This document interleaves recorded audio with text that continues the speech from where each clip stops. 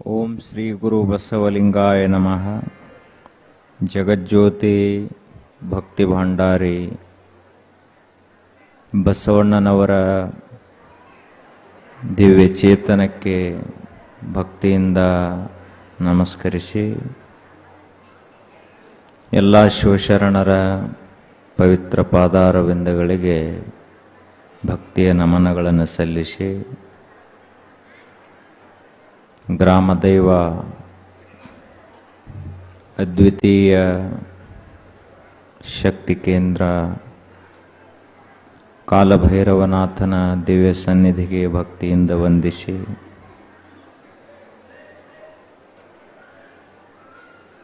ನಮ್ಮೆಲ್ಲರ ಆರಾಧ್ಯರು ಶ್ರೇಷ್ಠ ಶಿವಯೋಗಿಗಳು, ಮಹಾ ಅನುಭಾವಿಗಳಾದಂತಹ ಪರಮ ಪೂಜನೀಯ ಶ್ರೀಮನ್ ನಿರಂಜನ ಪ್ರಣವ ಸ್ವರೂಪಿ ರಾಜಯೋಗಿ ಗುರುಬಸವ ಮಹಾಶಿವಯೋಗಿಗಳವರ ದಿವ್ಯ ಗದ್ದುಗೆಗೆ ಭಕ್ತಿಯಿಂದ ನಮಿಸಿ, ಪರಮ ಪೂಜ್ಯರು ಶಿವಾನುಭಾವಿಗಳು ಶ್ರೇಷ್ಠ ಶಿವಯೋಗಿಗಳೆನಿಸಿದ ಶ್ರೀಮನ್ ನಿರಂಜನ ಪ್ರಣವ ಸ್ವರೂಪಿ ಚನ್ನಬಸವ ಮಹಾಶಿವಯೋಗಿಗಳವರ ದಿವ್ಯ ಗದ್ದುಗೆಗೆ ಭಕ್ತಿಯಿಂದ ವಂದಿಸಿ, ಅನುಭವ ವೇದಿಕೆಯ ದಿವ್ಯ ಸಾನ್ನಿಧ್ಯ ವಹಿಸಿದ ಎಲ್ಲ ಪರಮ ಪೂಜ್ಯರಿಗೆ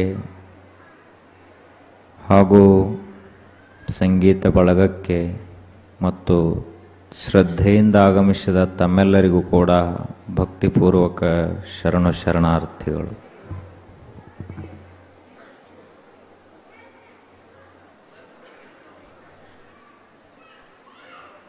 ಶರಣರ ಜೀವನ ದರ್ಶನ. ಯಾರು ಶ್ರೇಷ್ಠವಾದ ತತ್ವಕ್ಕೆ ಶರಣಾಗತರಾದರೋ ಅಂಥವರಿಗೆ ಶರಣರು ಅಂಥೇಳಿ ಕರೀತಾರೆ. ಅವರು ಈ ಲೋಕದ ಜಂಜಡದಿಂದ ಶಾಶ್ವತವಾಗಿ ಪಾರಾಗಿ ಹೋಗಲಿಕ್ಕೆ ಶಾಶ್ವತವಾದ ಉಪಾಯವನ್ನು ಕಂಡು ಹಿಡಿದುಕೊಂಡರು. ಅವರ ಜೀವನ ಉಜ್ವಲವಾಗಿತ್ತು, ಜ್ಞಾನಮಯವಾಗಿತ್ತು. ಅಷ್ಟೇ ಅಲ್ಲದೆ ದೇವನಿಷ್ಠವಾಗಿತ್ತು. ಸಾಮಾನ್ಯ ವಿಷಯಗಳ ಮೇಲೆ ಅವರು ಪ್ರೇಮವನ್ನು ಇಟ್ಟಿರಲಿಲ್ಲ. ಈ ಲೋಕದ ಕ್ಷುದ್ರವಾದ ವಿಷಯಗಳನ್ನು ಅವರು ಬಯಸಲಿಲ್ಲ. ದ್ವಂದ್ವಗಳನ್ನು ಮೀರಿದಂತಹ ಸ್ಥಿತಿಯನ್ನು ಪಡೆಯುವ ಸಲುವಾಗಿ ನಿರಂತರವಾದಂತಹ ಸಾಧನೆಯನ್ನು ಮಾಡಿದರು. ಅವರ ಜೀವನ ನಿಜಕ್ಕೂ ಈ ಲೋಕಕ್ಕೆ ಶಾಶ್ವತವಾದಂತಹ ಆದರ್ಶ. ಯಾರ ಜೀವನ ನಮಗೆಲ್ಲ ಆದರ್ಶ, ಯಾರ ಜೀವನ ನಮಗೆಲ್ಲ ಪ್ರೇರಕ, ಯಾರ ಜೀವನದಿಂದ ನಾವು ಸ್ಫೂರ್ತಿಯನ್ನು ಪಡೆಯಬೇಕು, ಯಾರ ಜೀವನ ನಮ್ಮ ಇಡೀ ಒಂದು ಜೀವನಕ್ಕೆ ಪ್ರದರ್ಶಕವಾಗಿದೆಯೋ, ದಾರಿ ದೀಪವಾಗಿದೆಯೋ, ಅದು ಶರಣರ ಜೀವನ. ಅವರು ತೋರಿದಂತಹ ದಾರಿ ಯಾವುದು ಅಂದ್ರೆ ನೀತಿಯ ದಾರಿಯನ್ನು ತೋರಿಸಿದರು. ಸಚ್ಚಾರಿತ್ರ್ಯದ, ಸನ್ನಡತೆಯ, ಸದ್ಗುಣಗಳನ್ನು ಪರಿಪಾಲಿಸುವಂತಹ ಶ್ರೇಷ್ಠ ಒಂದು ದಾರಿಯನ್ನು ಅವರು ತೋರಿಸಿಕೊಟ್ರು. ಹೀಗಾಗಿಯೇ ಎಲ್ಲ ಶರಣರು ಕೂಡ ಹೇಳಿದ್ದು, ಸತ್ಯವನ್ನು ಮಾತನಾಡ್ರಿ, ಹಿಂಸೆಯನ್ನು ಮಾಡಬೇಡ್ರಿ, ಇನ್ನೊಬ್ಬರ ವಸ್ತುಗಳನ್ನು ಮುಟ್ಟಬೇಡ್ರಿ, ಏಕಪತಿವ್ರತಸ್ಥೆ ಏಕಪತ್ನಿ ವ್ರತಸ್ಥರಾಗಿ ಬದುಕ್ರಿ ಅಂತ ಹೇಳಿದರು. ನೀತಿ. ನಾವು ಏನು ಕಲಿಯಬೇಕಾಗಿದೆ ಅಂದ್ರೆ ನೀತಿಯನ್ನ ಕಲಿಯಬೇಕು. ನಮ್ಮ ಜೀವನ ನೈತಿಕವಾದ ನೆಲೆಗಟ್ಟಿನಲ್ಲಿ ಸುಭದ್ರವಾಗಿರಬೇಕಾದ್ರೆ ಶರಣರನ್ನ ನಾವು ಅನುಸರಿಸಬೇಕು. ಅವರ ಆದರ್ಶಗಳನ್ನು ಪಾಲಿಸಬೇಕು. ಆ ಆದರ್ಶ ಯಾವುದು? ನೀತಿಯ ಆದರ್ಶ. ಇಡೀ ಜೀವನದಲ್ಲಿ ಅತ್ಯಂತ ದೊಡ್ಡದು ಯಾವುದು ಅಂದ್ರೆ ಅದು ನೀತಿ, ಚಾರಿತ್ರ್ಯ. ಇಡೀ ಮನುಷ್ಯನ ಜೀವನದ ಸುಭದ್ರವಾದಂಥ ಅಡಿಪಾಯ ಯಾವುದು? ಅದುವೇ ಚಾರಿತ್ರ್ಯ. ಆಧ್ಯಾತ್ಮಿಕ ಕ್ಷೇತ್ರದ ಮೂಲಭೂತವಾದ ಸಿದ್ಧಾಂತಗಳ್ಯಾವುವು ಅಂದ್ರೆ ನೀತಿನೇ ಅದ. ಬಸವಣ್ಣನವರ ಸಿದ್ಧಾಂತ ಪ್ರಾರಂಭವಾಗುವುದೇ ಕಳಬೇಡ, ಕೊಲಬೇಡ, ಹುಸಿಯ ನುಡಿಯಲು ಬೇಡ ಅನ್ನುವ ನೈತಿಕ ನೆಲೆಗಟ್ಟಿನ ಮೇಲೆ ಪ್ರಾರಂಭ ಆಗುತ್ತದೆ. ಪತಂಜಲಿ ಮಹರ್ಷಿಗಳ ಯೋಗ ಭವನ ಕೂಡ ನಿಲ್ಲುವುದು ಅಹಿಂಸಾ, ಸತ್ಯ, ಅಸ್ತೇಯ, ಬ್ರಹ್ಮಚರ್ಯ, ಅಪರಿಗ್ರಹಾದಿ ನೈತಿಕ ನಿಯಮಗಳನ್ನು ಪಾಲಿಸುವುದರ ಮೂಲಕ. ವೇದಾಂತದ ಸಿದ್ಧಾಂತಗಳ ನಿಲ್ಲುವುದು ಕೂಡ ನೀತಿಯ ಮೇಲೆಯೇ. ಶಮ, ದಮ, ಉಪರತಿ, ತಿತಿಕ್ಷಾ, ಶ್ರದ್ಧಾ, ಸಮಾಧಾನ. ಯಾವ ಮನುಷ್ಯ ತನ್ನ ಕಣ್ಣ, ಕಿವಿ, ಈ ಹೊರಗಿನ ಇಂದ್ರಿಯಗಳನ್ನು ನಿಗ್ರಹಿಸಿಕೊಂಡಿರ್ತಾನ, ಯಾವ ಮನುಷ್ಯ ಈ ಹೊರಗಿನ ಇಂದ್ರಿಯಗಳಿಗೆ ಮೂಲ ಪ್ರೇರಕವಾದಂತಹ ಮನಸ್ಸನ್ನು ನಿಗ್ರಹಿಸಿಕೊಂಡಿರ್ತಾನ, ಅವನಿಂದ ಮಾತ್ರ ಆತ್ಮ ಸಾಕ್ಷಾತ್ಕಾರ ಪಡೆಯಲಿಕ್ಕೆ ಸಾಧ್ಯ, ಉಳಿದವನಿಂದಲ್ಲ ಅಂತ ಹೇಳಿದರು. ನಾವೆಲ್ಲ ಕಲಿಯಬೇಕಾದದ್ದು ಈ ನೀತಿಯನ್ನು. ವಯಸ್ಸು ಬೇಕಾದಷ್ಟಾಗಲಿ ಯಾವ ಮನುಷ್ಯ ನೈತಿಕ ನೆಲೆಗಟ್ಟಿನಲ್ಲಿ ಸರಿಯಾಗಿ ನಡೀತಿರ್ತಾನಲ್ಲ ಅವನಷ್ಟು ಹಿರಿಯರು ಯಾರಿಲ್ಲ. ಸಮಾಜದಲ್ಲಿ ಯಾರ ಸ್ಥಾನಮಾನ ಹೆಚ್ಚು ಅಂತ ಕೇಳಿದರೆ ಯಾವ ಮನುಷ್ಯನ ಕಣ್ಣು ಸ್ವಚ್ಛದಾವು, ಯಾವ ಮನುಷ್ಯನ ಮಾತಿನಲ್ಲಿ ಸತ್ಯ ಇದೆ, ಯಾವ ಮನುಷ್ಯನ ಮನಸ್ಸಿನಲ್ಲಿ ಪರಮಾತ್ಮನಲ್ಲಿ ಅಖಂಡವಾದ ನಿಷ್ಠೆ ಇದೆಯೋ ಅವನೇ ಶ್ರೇಷ್ಠ, ಅವನೇ ಸಚ್ಚಾರಿತ್ರ್ಯವಂತ.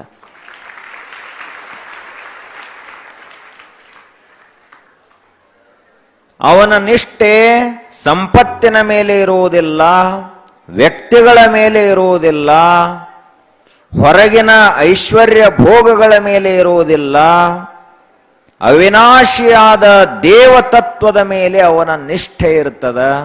ಇವನು ಸಚ್ಚಾರಿತ್ರ್ಯವಂತ.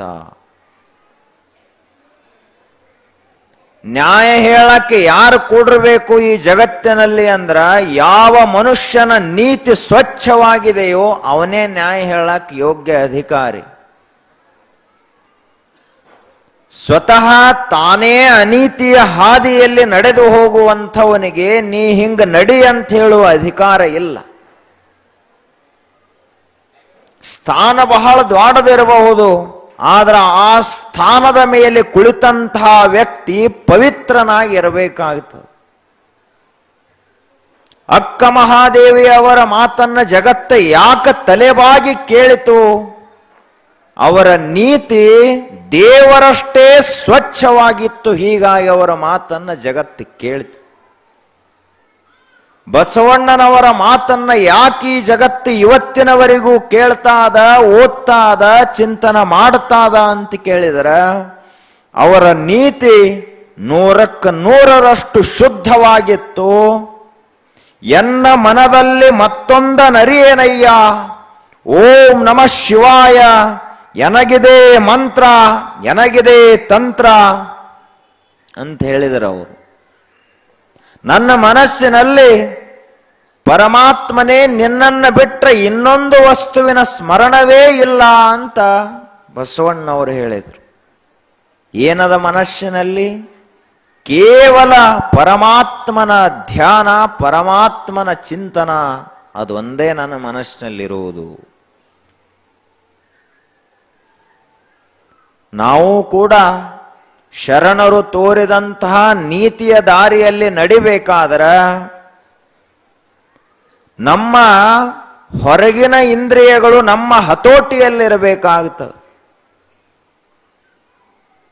ಅಷ್ಟೇ ಅಲ್ಲದೆ ನಮ್ಮ ಮನಸ್ಸ ನಮ್ಮ ಹಿಡಿತದಲ್ಲಿ ಇರಬೇಕಾದರೆ ನಾವು ಕೆಲವೊಂದಿಷ್ಟು ನಿಯಮಗಳನ್ನು ಪಾಲಿಸಬೇಕು. ಯಾವ ನಿಯಮಗಳನ್ನು ಪಾಲಿಸಬೇಕು? ಯಾವುದನ್ನ ನಾವು ದುಡಿದ ಗಳಿಸ್ತೀವಲ್ಲ ಅದನ್ನಷ್ಟೇ ಅನುಭವಿಸುವುದು. ದುಡಿಲಾರ್ದ ಒಂದು ಪೈಸಾ ಬಂದರೂ ಅದನ್ನ ಮುಟ್ಟಬಾರದು. ಎರಡನೆಯದಾಗಿ, ಈ ವಿಶ್ವದಲ್ಲಿರುವಂತಹ ಪತಿ ಉಳಿದಂಥ ಎಲ್ಲಾ ಹೆಣ್ಣು ಮಕ್ಕಳನ್ನ ತನ್ನ ತಾಯಿಯಂತೆ ತಿಳಿದುಕೊಳ್ಳಬೇಕು. ಸತಿಯಾದಂಥವಳು ಈ ಜಗತ್ತಿನ ತನ್ನ ಪತಿಯನ್ನ ಬಿಟ್ಟು ಉಳಿದಂಥ ಎಲ್ಲ ಪುರುಷರನ್ನ ಸಾಕ್ಷಾತ್ ಶಿವ ಅಂತ ತಿಳ್ಕೋಬೇಕು. ಇದು ನೈತಿಕವಾದಂತಹ ಭದ್ರತೆ. ಅಧ್ಯಾತ್ಮ ವಿದ್ಯೆ ಯಾವ ಮನಸ್ಸಿನಲ್ಲಿ ತುಂಬಿಕೊಂಡು ನಿಲ್ತದ ಅಂದ್ರ, ಯಾವ ಮನಸ್ಸಿನಲ್ಲಿ ಯಾವುದೇ ರೀತಿಯಾದಂಥ ಛಿದ್ರಗಳಿಲ್ಲಲ್ಲ, ಆ ಮನಸ್ಸಿನಲ್ಲಿ ಅಧ್ಯಾತ್ಮ ವಿದ್ಯೆ ತುಂಬುತ್ತದೆ. ನಮ್ಮ ಮನಸ್ಸು ಹೊಯ್ದಾಡುತ್ತಿತ್ತು ಅಂದ್ರ ದೇವರ ಧ್ಯಾನ ಮಾಡೋರೇ ಹೆಂಗ ನಾವು, ಅಥವಾ ಆ ತತ್ವ ನಮಗೆ ಪೂರ್ಣ ತಿಳಿಯುವುದರೇ ಹೇಗ? ಬಹಳಷ್ಟು ಜನ ದಿನಾಲು ಪೂಜೆ ಮಾಡಿದರೂ ಕೂಡ ಪರತತ್ವವನ್ನು ಕಾಣದೆ ಮರೆಯಾಗಿ ಹೋಗ್ತಾರೆ. ಮಣಿಯ ನೆನೆಸಿ ದಿನವ ಕಳೆಯಲೇ ಬೇಡ, ಕಣಿಯ ಪೂಜಿಸಿ ಕಾಲವ ಕಳೆಯಲು ಬೇಡ. ಕ್ಷಣದೊಳಗಣ ಅರ್ಧ ಕ್ಷಣವಾದರೂ ನಿಜದ ನೆನಹೇ ಸಾಕು. ಬೆಂಕಿಯೊಳಗುಳ್ಳ ಗುಣ ಬಿಸಿ ನೀರೊಳಗುಂಟೆ ಗುಹೇಶ್ವರ ಅಂತಲ್ಲಮ್ಮ ಪ್ರಭುದೇವರು. ದಿನಂಪ್ರತಿ ನೀನು ಎಷ್ಟು ಮಣಿಗಳನ್ನ ಎಣಿಸಿದ್ರು ಕೂಡ ಮಣಿ ಎಣಿಸೋದಾಯ್ತು, ಜಪ ಮಾಡೋದಾಯ್ತೇ ಹೊರತು ನಿನ್ನ ಅರಿವಿನ ಕಣ್ಣು ತೆರಿಲಿಲ್ಲ. ನಿನ್ನ ವಿವೇಕದ ಚಕ್ಷು ತೆರೆಯಲಿಲ್ಲ. ಕಣಿಯ ಪೂಜಿಸಿ ಕಾಲವ ಕಳೆಯಲಿ ಬೇಡ. ಬರೇ ಕಲ್ಲ ಪೂಜಾ ಮಾಡ್ಕೋತ್ ನಡೆದೀವಿ. ಆ ಪೂಜೆಯ ಹಿಂದಿರುವಂತ ಇಂಗಿತವನ್ನ ನಾವು ಅರ್ಥ ಮಾಡಿಕೊಳ್ಳಿಲ್ಲ ಅಂದ್ರ ನಮ್ಮ ಜೀವನ 100 ವರ್ಷ ನಾವು ಅಧ್ಯಾತ್ಮದ ಹಾದಿಯಲ್ಲಿ ಅದೀವಂತ ಹೇಳಕ್ಕಷ್ಟೇ ಆಗ್ತದ. ಧರ್ಮದ ಹಾದಿಯಲ್ಲಿ ಅದೀವಂತ ಹೇಳಲಿಕ್ಕಷ್ಟೇ ಆಗ್ತದ. ಧರ್ಮದ ಅಂತರಾರ್ಥ ತಿಳಿಯುವುದಿಲ್ಲ. ಧರ್ಮದ ಮತಿತಾರ್ಥ ನಮಗೆ ತಿಳಿಯದೇ ಹೋಗುತ್ತದೆ. ಮುಂದೆ ಹೇಳಿದರು, ಕ್ಷಣದೊಳಗಣ ಅರ್ಧ ಕ್ಷಣವಾದರೂ ನಿಜದ ನೆನಹೇ ಸಾಕು. ಒಬ್ಬ ಮನುಷ್ಯ ಒಂದು ಕ್ಷಣ ಆದರೂ ತಾನು ಯಾರು ಅಂತ ಚಿಂತನೆ ಮಾಡಿದ ಅಂದ್ರ ಅವನ ಮನಸ್ಸು ಒಂದು ಕ್ಷಣ ತನ್ನತ್ತ ಪೂರ್ಣವಾಗಿ ಮುಖ ಮಾಡಿತು ಅಂದ್ರ ಆ ಮನುಷ್ಯ ಜ್ಞಾನಿಯಾಗ್ತಾನ. ಬೆಂಕಿಯೊಳಗುಳ್ಳ ಗುಣ ಬಿಸಿ ನೀರೊಳಗುಂಟೆ ಗುಹೇಶ್ವರ. ಬಿಸಿನೀರು ನಾವು ಬೇಕಾದಷ್ಟು ಕಾಯಿಸಲೇ ಸ್ವಲ್ಪ ಸಮಯದ ನಂತರ ಮತ್ತೆ ತಣ್ಣಗಾಗಿ ಹೋಗ್ತದ. ಬೆಂಕಿಯಷ್ಟೇ ಸುಡ್ತಾ ಇರಬಹುದು ಬಿಸಿ ನೀರು, ಆದ್ರೆ ಅದು ಬಿಸಿ ನೀರು ಬೆಂಕಿ ಅಲ್ಲ. ಬೆಂಕಿಯಲ್ಲಿರುವಂಥ ಆ ಒಂದು ಗುಣ ಬಿಸಿ ನೀರಿನಲ್ಲಿ ಎಂದೂ ಬರ್ಲಿಕ್ಕೆ ಸಾಧ್ಯ ಇಲ್ಲ. ಹಂಗ ನಾವು ತಿಳಿಯಲಾರದನ ಎಷ್ಟು ಜಪ ಮಾಡಿದ್ರು ಎಷ್ಟು ಪೂಜೆ ಮಾಡಿದ್ರು ವ್ಯರ್ಥ. ಯಾಕೆ ಅಂದ್ರ ಬೆಂಕಿಯ ಗುಣ ಯಾವುದು? ಸದಾಕಾಲ ಪ್ರಜ್ವಲಿಸ್ತಾ ಇರುವುದೇ ಬೆಂಕಿಯ ಗುಣ. ಹಾಗೆ ಜ್ಞಾನದ ಗುಣ ಯಾವುದು, ತಿಳುವಳಿಕೆಯ ಗುಣ ಯಾವುದು ಅಂತ ಕೇಳಿದ್ರ, ಒಂದು ಕ್ಷಣದಲ್ಲಿ ಮನುಷ್ಯನನ್ನ ಮಹಾದೇವನನ್ನಾಗಿ ಮಾಡುವಂಥದ್ದು ಸತ್ಸಂಗ ಅನುಭವ. ನಾವು ಏನಾಗಬೇಕು? ಸತ್ಸಂಗಿಗಳಾಗಬೇಕು, ಅನುಭಾವಿಗಳಾಗಬೇಕು. ಹಾಗಾದ್ರ ದಾರಿ ಯಾವುದು ಹಿಡಿಬೇಕು? ತಿಳುವಳಿಕೆಯ ದಾರಿಯನ್ನು ಹಿಡಿಬೇಕು. ಮೊಟ್ಟ ಮೊದಲ ಆಧಾರಭೂತವಾಗಿ ನೀತಿ ಇರಬೇಕು. ನೀತಿ ಅಂದ್ರೆ ಒಂದ್ ದಿವಸ ಪಾಲಿಸೋದು, ಮುಂದ್ 4 ದಿವಸ ಬಿಡೋದು ಅಂತ, ಇದಕ್ಕೆ ನೀತಿ ಅನ್ನಂಗಿಲ್ಲ. ಇಂದ ನಾವು ಪ್ರಾರಂಭ ಮಾಡಿದೀವಿ ಅಂದ್ರ ಕೊನೆಯ ಉಸಿರಿನವರೆಗೆ ನೀತಿಯನ್ನು ಪಾಲಿಸಬೇಕಾಗುತ್ತದೆ. ಇಲ್ಲ ಶ್ರಾವಣ ಮುಗಿತಕ್ಕ ಸುಳ್ಳು ಹೇಳಂಗಿಲ್ಲ, ಶ್ರಾವಣ ಆದ ಮರುದಿವ್ಸ ಸುಳ್ಳು ಹೇಳ್ತೀವಿ ಅಂದ್ರೆ,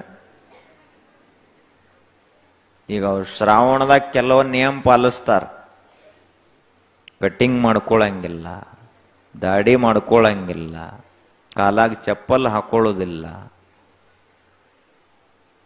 ಇವೇನು ಪಾಲಿಸಿರು ನಡೀತದ, ಬಿಟ್ರು ನಡೀತದ. ಏನ್ ಅಂತ ದೊಡ್ಡ ಹಾನಿ ಏನಾಗುದದ?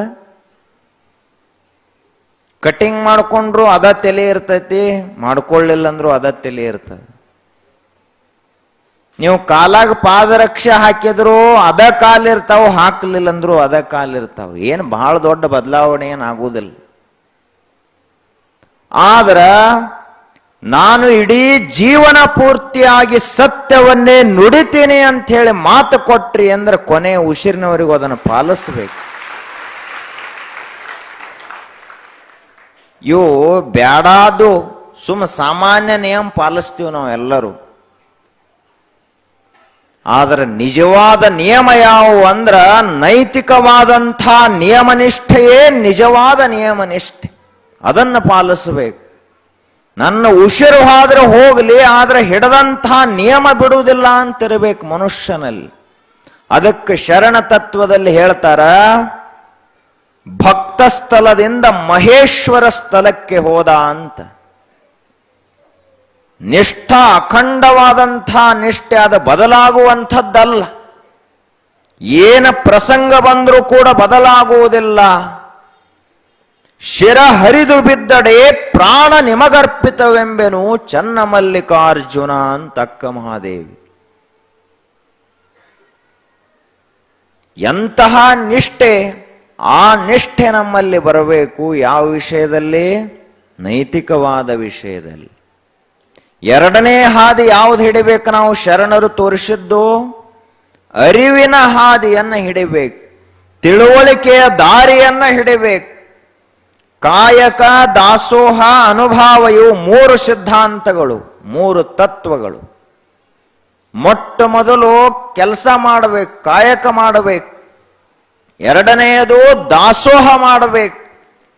ಸ್ವಲ್ಪ ಆದ್ರೂ 4 ಜನರಿಗೆ ಉಣಿಸಬೇಕು, ತಿನ್ನಿಸಬೇಕು. ಬರೇ ಏನು ಹುಟ್ಟಿದೀವಿ, ಬರೇ ನಮ್ಮದ ಮಾಡೋದು ನಾವ ಉಣ್ಣೋದು, ನಾವ ಮಾಡೋದು ನಾವ ಉಣ್ಣೋದು. ಇದೇನು ಸಣ್ಣ ಪ್ರಾಣಿಗಳ ಸಹಿತ ಮಾಡ್ತಾವ. ತಿಳುವಳಿಕೆ ಇರ್ಲಾರ್ದವರು ಸಹಿತ ಇಷ್ಟೇ ಮಾಡ್ತಾರ. ಆದ್ರ ತಿಳುವಳಿಕೆ ಇದ್ದಂತಹ ಈ ಮನುಷ್ಯ ದಾಸೋಹವನ್ನ ಮಾಡಬೇಕು. ತಾನು ಉಣ್ಣುವುದಕ್ಕಿಂತಲೂ ಮೊದಲು ಇನ್ನೊಬ್ಬರಿಗೆ ಉಣಿಸಿ ಉಂಡ ಅಂದ್ರ ಅವನೇ ದೊಡ್ಡ ಮಹಾ ದಾಸೋಹ ಮೂರ್ತಿ ಜಗತ್ತಿನಲ್ಲಿ. ನಮ್ದು ಹೆಂಗ, ನಾವು ಉಂಡು ಉಳಿದ ಬಳಕ ಉಳಿತಂದ್ರ ಮಂದಿ ಕೊಡೋದು. ಉಂಡು ಉಳಿದ ಬಳಕ ಪಾಪ ನಾಯಿಗಳಿಗೆ ಹಾಕ್ತಾರ. ಅವು ನಾಯಿಗಳು ಅಂತಾವ್, ನಾವು ಏನು ಪಾಪ ಮಾಡಿ ಬಂದದೀವಿ, ದಿನ ಹಳಸಿದ್ದು ಕಟಕ ರೊಟ್ಟಿ ಇಂಥವು ಕೊಡ್ತಾರ ನಮಗ. ಅದು ನಿಜವಾದ ಭೂತದಯ, ಪ್ರಾಣಿದಯ ಅಲ್ಲ. ಮೊದಲನೇ ರೊಟ್ಟಿಯನ್ನೇ ನಾಯಿಗೆ ಹಾಕರಲ್ಲ. ಮೊಟ್ಟ ಮೊದಲನೇದು ಯಾಕಂದ್ರ ನಾಯಿಯಲ್ಲಿ ಯಾರದಾರ? ಶ್ರೀಶೈಲದ ಮಲ್ಲಯ್ಯ. ಆ ಮಲ್ಲಯ್ಯನೇ ನಾಯಿಯಲ್ಲಿ ಅದಾನ. ಆ ದೇವರೇ ನಾಯಿ ಆತ್ಮವಾಗಿ ಅದಾನ. ಆ ದೇವರೇ ಸಕಲ ಜೀವರಾಶಿಗಳಲ್ಲಿ ಲಿಂಗ ರೂಪದಿಂದ ಪ್ರತಿಷ್ಠಿತನಾಗಿ ಅಂದ ಬಳಕ, ಜಗವೆಲ್ಲ ಕೂಡಲ ಸಂಗಮ ಅಂದ ಬಳಕ ನಾವು ಯಾಕ ಆ ಪ್ರಾಣಿಗಳಿಗೆ ಅಷ್ಟು ಉಪಚಾರ ಮಾಡಬಾರದು? ಆದ್ರೆ ನಮ್ಮದು ಹಂಗಿಲ್ಲ. ನಾವಷ್ಟ ಇದನ್ನ ಬಿಟ್ಟು ಬಿಡ್ರಿಪ್ಪ, ಮೊದಲು ದಾಸೋಹ ಮಾಡುವುದನ್ನು ಕಲೀರಿ ಅಂತ 2ನೇ ನಿಯಮ. ಇನ್ನು 3ನೆಯ ತತ್ವ ಅನುಭಾವ. ಏನದ ಅನುಭಾವ? ನಾವೆಲ್ಲ ಜೀವನ ಪೂರ್ತಿಯಾಗಿ ಏನು ಕೇಳ್ತೀವಿ ಬರೀ ಅಂದ್ರ ಈ ಕಿವಿಗಳಿಂದ ಲೋಕವಾರ್ತೆಗಳನ್ನು ಕೇಳ್ತೀವಿ ಅಷ್ಟೇ. ನಿಂದೇನಾತತ್ ಇವ್ರು ಕೇಳೋದು, ನಿಂದೇನಾತತ್ ಅವ್ರು ಕೇಳೋದು, ಇದನ್ನೇ ಮಾಡ್ತೀವಿ ನಾವು. ಲೋಕವಾರ್ತೆ ಅಂತಾರೆ ಇದಕ್ಕೆ. ಆದ್ರೆ ಯಾರ ಮನೆಯ ಸುದ್ದಿನೂ ಬಹಳ ಭಿನ್ನ ಭಿನ್ನ ಅಂತ ಹಿಂಗೇನು ಇರುವುದಿಲ್ಲ. ಒಬ್ಬರ ಮನ್ಯಾಗ ಜಗಳ ಆಗಿರ್ತೈತಿ, ಇನ್ನೊಬ್ಬರ ಮನ್ಯಾಗ ಜಗಳ ಆಗಿರೋದಿಲ್ಲ. ಅವ್ರ ಮನ್ಯಾಗ ಜಗಳ ಆದಾಗ ಇವ್ರು ಅವರಿಗೆ ತಿಳಿಸಿ ಹೇಳಕ್ ಹೋಗ್ತಾರ, ನೋಡ್ರಪ್ಪ ಪ್ರಪಂಚದ ಬಳಕ ಹೊಂದ್ಕೊಂಡು ಹೋಗ್ಬೇಕು, ಜಗಳಾಡುದು ಸರಿಯಲ್ಲ ಅಂತ ಇವರು ಅವ್ರ ಮನೆಗೆ ಬುದ್ಧಿ ಹೇಳಕ್ ಹೋದ್ರು. ಅವ್ರು ಆಯ್ತು ಅಂತ ಇವ್ರ ಮಾತಿಗೆ ಬೆಲೆ ಕೊಟ್ಟು ಜಗಳ ನಿಲ್ಲಿಸಿ ಶಾಂತ ಆದ್ರು. 2 ತಾಸಿನಾಗ ಇವ್ರ ಮನ್ಯಾಗ ಜಗಳ ಚಾಲು ಆಯ್ತು. ಅವಾಗ ಅವ್ರು ಬಂದು ಹೇಳಿದರು, ಪ್ರಪಂಚ ಅಂದ್ರೆ ಹಿಂಗರಿ ಅಂತ ಅವ್ರು ಬಂದು ಇವ್ರಿಗೆ ಬುದ್ಧಿ ಹೇಳಿದ್ರು. ಈಗ ಪ್ರತಿ ಮನೆಗಳಲ್ಲಿಯೂ ಏನು ಬಹಳ ವಿಶೇಷದ ಅಂತಿಲ್ಲ. ಮನೆಗಳು 100 ಕೋಟ್ಯಾಂತರ ಮನೆಗಳಿರಬಹುದು, ಮನೆಯೊಳಗಿರುವಂಥ ವಾರ್ತೆ ಮಾತ್ರ ಅದೇ ಆಗಿರ್ತದನೆ ಹೊರತು ಬೇರೆ ಬೇರೆ ಇರುವುದಿಲ್ಲ. ಅದಕ್ಕ ಈ ಲೋಕವಾರ್ತೆಯನ್ನ ಬಿಟ್ಟು, ಐಂದ್ರಿಕ ವಿಷಯಗಳನ್ನ ಬಿಟ್ಟು, ವೈಷಯಿಕ ಪ್ರಪಂಚದ ಸುದ್ದಿಗಳನ್ನ ಬಿಟ್ಟು ಪರಮಾತ್ಮನ ಕುರಿತಾಗಿ ಏನಾದರೂ ನಾವು ಮಾತನಾಡಲಿಕ್ಕೆ ಪ್ರಾರಂಭ ಮಾಡಿದ್ರೆ ಅದಕ್ಕೇನಂತಾರ? ಅನುಭಾವ ಅಂತ ಕರೀತಾರೆ. 4 ಜನ ಕೂಡಿದ್ರೆ ಏನು ಮಾತಾಡಬೇಕು? ಹಿರಿಯರ 4 ಜನ ಕೂಡಿದ್ರೆ ಅವರು ಅಧ್ಯಾತ್ಮ ವಿದ್ಯೆ ಕುರಿತು ಚರ್ಚೆ ಮಾಡಬೇಕು. ಏನ್ರಿ ಇಷ್ಟು ವಯಸ್ಸಾಯ್ತು ನಮಗ, ಜೀವನ ಎದಕ್ಕೆ ಕಳೆದಿವಿ ಅಂತ ಚಿಂತನೆ ಮಾಡಬೇಕು. ಇದಕ್ಕೇನಂತಾರ? ಅನುಭಾವ ಅಂತ ಕರೀತಾರೆ. ಸುಮ್ಮನೇಕೆ ಹೊತ್ತುಗಳೆವಿರಿ, ಸುಮ್ಮನೇಕೆ ದಿನಗಳೆವಿರಿ ಸ್ವಾಮಿಗಳಿರ, ಮಾಡಬನ್ನಿ ದಿನ ಶಿವರಾತ್ರಿಯ, ಕೇಳಬನ್ನಿ ಶಿವಾನುಭವವ, ನೋಡಬನ್ನಿ ಅಜಗಣ್ಣನಿರವ, ಬಸವಣ್ಣ ತಂದೆ ಅಂತ ಮುಕ್ತಾಯಕ್ಕೆ. ಏನಪ್ಪಾ ನೀವು ಆಯುಷ್ಯವನ್ನು ಕಳಿತೀರಿ, ದಿವಸಗಳನ್ನು ಕಳಿತೀರಿ, ಸುಮ್ಕ ಯಾಕೆ ಕಳಿತೀರಿ? ಏನಾದ್ರೂ ಪ್ರಯೋಜನ ಆಗ್ಯದ ಏನ ಆ ದಿವಸದ? ಒಂದು ದಿನವನ್ನ ನಾವು ಸುಮ್ಮನೆ ಕಳಿಬಾರದು, ಒಂದು ಕ್ಷಣವನ್ನೂ ವ್ಯರ್ಥವಾಗಿ ಕಳಿಬಾರದು. ಏನು ಮಾಡಬೇಕು ಅಂತ ಕೇಳಿದರ, ಮಾಡಬನ್ನಿ ದಿನ ಶಿವರಾತ್ರಿಯ. ವರ್ಷಕ್ಕೆ 1 ದಿನ ಶಿವರಾತ್ರಿ ಬರುವುದಿಲ್ಲ, ಅದೊಂದು ಪ್ರತೀಕ ಮಾತ್ರ, ಸಂಕೇತ ಮಾತ್ರ. ಪ್ರತಿನಿತ್ಯವೂ ಕೂಡ ರಾತ್ರಿ ಆಗ್ತದ. ಆ ರಾತ್ರಿ ಪ್ರಪಂಚದ ರಾತ್ರಿ ಆಗಬಾರದು, ಶಿವನನ್ನ ನೆನೆಸುವಂತ ಶಿವರಾತ್ರಿ ಆಗಬೇಕು. ಆ ರಾತ್ರಿ ಲೋಕವಾರ್ತೆಗಳನ್ನ ಕೇಳುವಂಥ ರಾತ್ರಿ ಆಗಬಾರದು, ಶರಣರ ವಚನಗಳನ್ನ ಕೇಳುವಂಥ ಶಿವರಾತ್ರಿ ಆಗಬೇಕು. ಮುಂದೆ ಹೇಳಿದರು, ಮಾಡಬನ್ನಿ ಕೇಳಬನ್ನಿ ಶಿವಾನುಭವವ. ಏನ್ ಕೇಳಬೇಕಿ ಕಿವಿಗಳಿಂದ? ನಿಂದೆಯ ಮಾತುಗಳನ್ನು ಅಲ್ಲ, ಲೋಕವಾರ್ತೆಯನ್ನು ಅಲ್ಲ, ಪ್ರಾಪಂಚಿಕ ಸುದ್ದಿಯನ್ನು ಅಲ್ಲ. ಏನು ಕೇಳಬೇಕು ಅಂದ್ರ ಶಿವಾನುಭವವನ್ನ ಕೇಳಬೇಕು. ಮನಸ್ಸ ಯಾವ ಮಾತುಗಳನ್ನ ಕೇಳಿದ್ರ ತಣ್ಣಗಾಗ್ತದ, ಮನಸ್ಸಿನಲ್ಲಿ ಶಾಂತಿಯ ಜ್ಯೋತಿ ಉರಿತದಲ್ಲ, ಅಂತ ಮಾತುಗಳನ್ನ ಕೇಳಬೇಕು ಅಂತ ಹೇಳಿದರು. ಅವೇನ್ ಧಾರಾವಾಹಿ ಒಳಗೆ ಬರ್ತಾವೆ ಏನು ಮಾತು? ಶಾಂತಿಯ ಮಾತು. ಮನಿ ಒಡೆಯು ಯಾವ್ರೆ ಇದ್ರ ಅವು ಧಾರಾವಾಹಿ. ನಿಮಗೆ ಜಗಳದಾಗ ಏನ್ರಿ ನೆನಪಾಗಲಿಲ್ಲ ಅಂದ್ರೆ ಧಾರಾವಾಹಿ ಹಚ್ಚಿಬಿಡ್ರಿ, ನೋಡ್ಬೇಕು. ಒಂದಲ್ಲ 100 ರೂಪಾಯಿ ಹೇಳ್ತಾರೆ ಒಂದರ ದಿವಸನಾಗ ಅವ್ರು. ಇದ್ರಾಗ ಒಂದು ಮುಗಿಯೋದ್ರೊಳಗೆ ಮತ್ತೊಂದು, ಅದು ಮುಗಿಯೋದ್ರೊಳಗೆ ಮತ್ತೊಂದು. ಮತ್ ನಿಮಗೆಲ್ಲ ರಾತ್ರಿ ಇಲ್ಲಿ ಒಂದು ಕೇಳಿ ಹೋದ್ರೂ ಸಮಯ ಸಿಕ್ಕಿಲ್ಲ ಅಂದ್ರೆ ಮುಂಜಾನೆ ಮತ್ತೆ ಹೊಳೆ ಹಾಕಿಬಿಡ್ತಾರ ಅವ್ರು. ಪಾಪ ಹೆಣ್ಮಕ್ಳಿಗೆ ಭಾಳ ಕೆಲಸ, ಮಠದಾಗ ಪ್ರವಚನ ಬೇರೆ ನಡೆದದ, ತಪ್ಸ್ಕೋಬಾರ್ದು ಇವರು ಧಾರಾವಾಹಿಯಿಂದ ಹೇಳಿ TV ಕಂಪನಿ ಅವ್ರು ಮುಂಜಾನೆ ಹಾಕಿ ಬಿಡ್ತಾರೆ. ಮುಂಜಾನೆ ಎದ್ದು ಕೂಡಲೇ ಮನೆ ಒಡಿ ಸುದ್ದಿ ನೋಡೋದು. ನೋಡ್ತೀರೇನ್ರಿ? ಸ್ವಲ್ಪ ನೋಡ್ಲತ್ತಿದ್ದೀವಿ. ಶ್ರಾವಣ ಮುಗಿದೊಂದು 15 ದಿವಸ ಆತಂದ್ರೆ ಪೂರ್ಣ ಪ್ರಮಾಣದಲ್ಲಿ ಧಾರಾವಾಹಿಯಲ್ಲಿ ನಿರತರು. ಬಿಡಬೇಕು ಅವುಗಳನ್ನ, ಕೇಳಬನ್ನಿ ಶಿವಾನುಭವವ. ಪ್ರವಚನ ಮುಗಿದ್ರೆ ಏನಾತು, ಮನೆಯಲ್ಲಿ ವಚನಗಳಿರ್ತಾವು, ಚಿಂತನ ಮಾಡುವುದು, ಮಕ್ಕಳಿಗೆ ಹೇಳುವುದು, ನಿಮ್ಮನ್ನ ನಾವು ತಿದ್ದಿಕೊಳ್ಳುವ ಪ್ರಯತ್ನ ಮಾಡುವುದು. ಮುಂದೆ ಹೇಳಿದರು, ನೋಡಬನ್ನಿ ಅಜಗಣ್ಣ ನಿರವ. ಈ ಜಗತ್ತಿನಲ್ಲಿ ಇರುವಿಕೆ ಅಂದ್ರೆ ಹೆಂಗಿರಬೇಕು ಅಂದ್ರೆ ಅಜಗಣ್ಣನಂತಹ ಇರುವಿಕೆ ಇರಬೇಕು. ಆ ಅಜಗಣ್ಣ ಇದ್ದಂತಹ ಸ್ಥಿತಿ, ಅವನು ದೇವರಲ್ಲಿ ಒಂದಾಗಿ ಜಗತ್ತಿನಲ್ಲಿ ಬದುಕ್ತಾ ಇದ್ದ. ಆ ಸ್ಥಿತಿಯನ್ನ ನೋಡ್ಲಾಕ ಬರಿ ಅಂತ ಬಸವಣ್ಣನವರಿಗೆ ಮುಕ್ತಾಯಕ್ಕ ಹೇಳ್ತಾಳಂದ್ರೆ ಎಂಥ ಇರುವಿಕೆ ಇರಬಾರದು ಅಜಗಣ್ಣಂದು.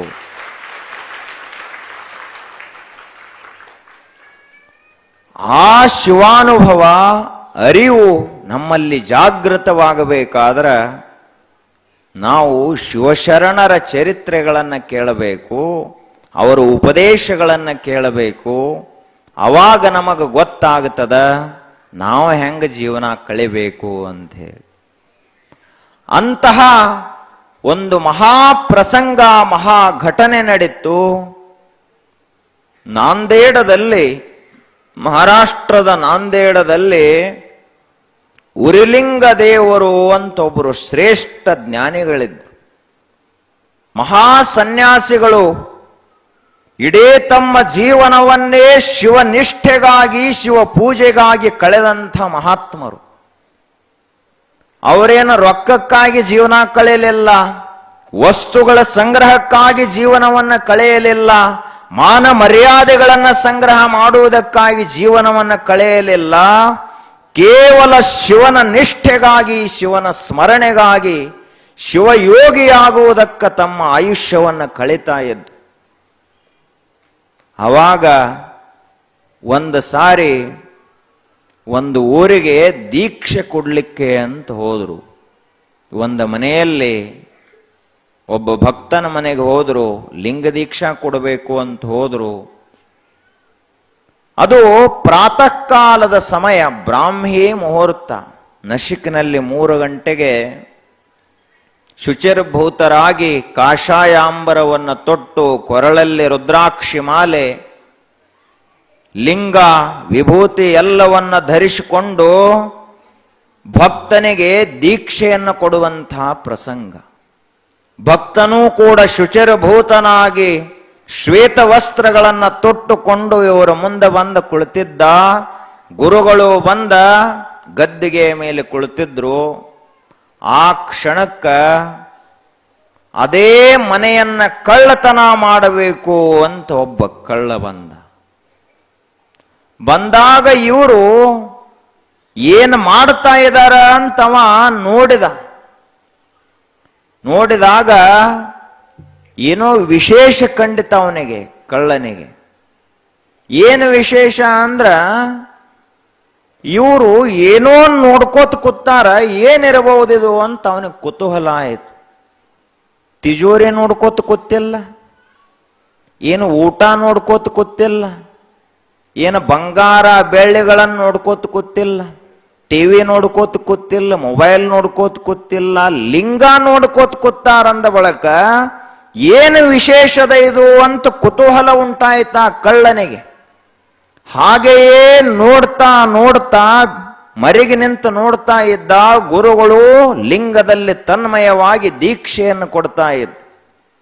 ಆಗ ಅವನಿಗೆ ಕುತೂಹಲಾಗಿ ನೋಡಿದ ಅವನ್ ಮುಂದೆ ಕೂತು ದೀಕ್ಷಾ ತಗೊಳ್ಳೋವಾಗ ಅಷ್ಟು ಏಕಾಗ್ರತೆ ಇತ್ತೋ ಇಲ್ಲೋ ಗೊತ್ತಿಲ್ಲ. ಕಳ್ಳ ಮಾತ್ರ ಸಂಪೂರ್ಣ ಅದರಲ್ಲಿ ಮನಸ್ಸನ್ನು ತೊಡಗಿಸಿ ನೋಡ್ತಾ ಇದ್ದ.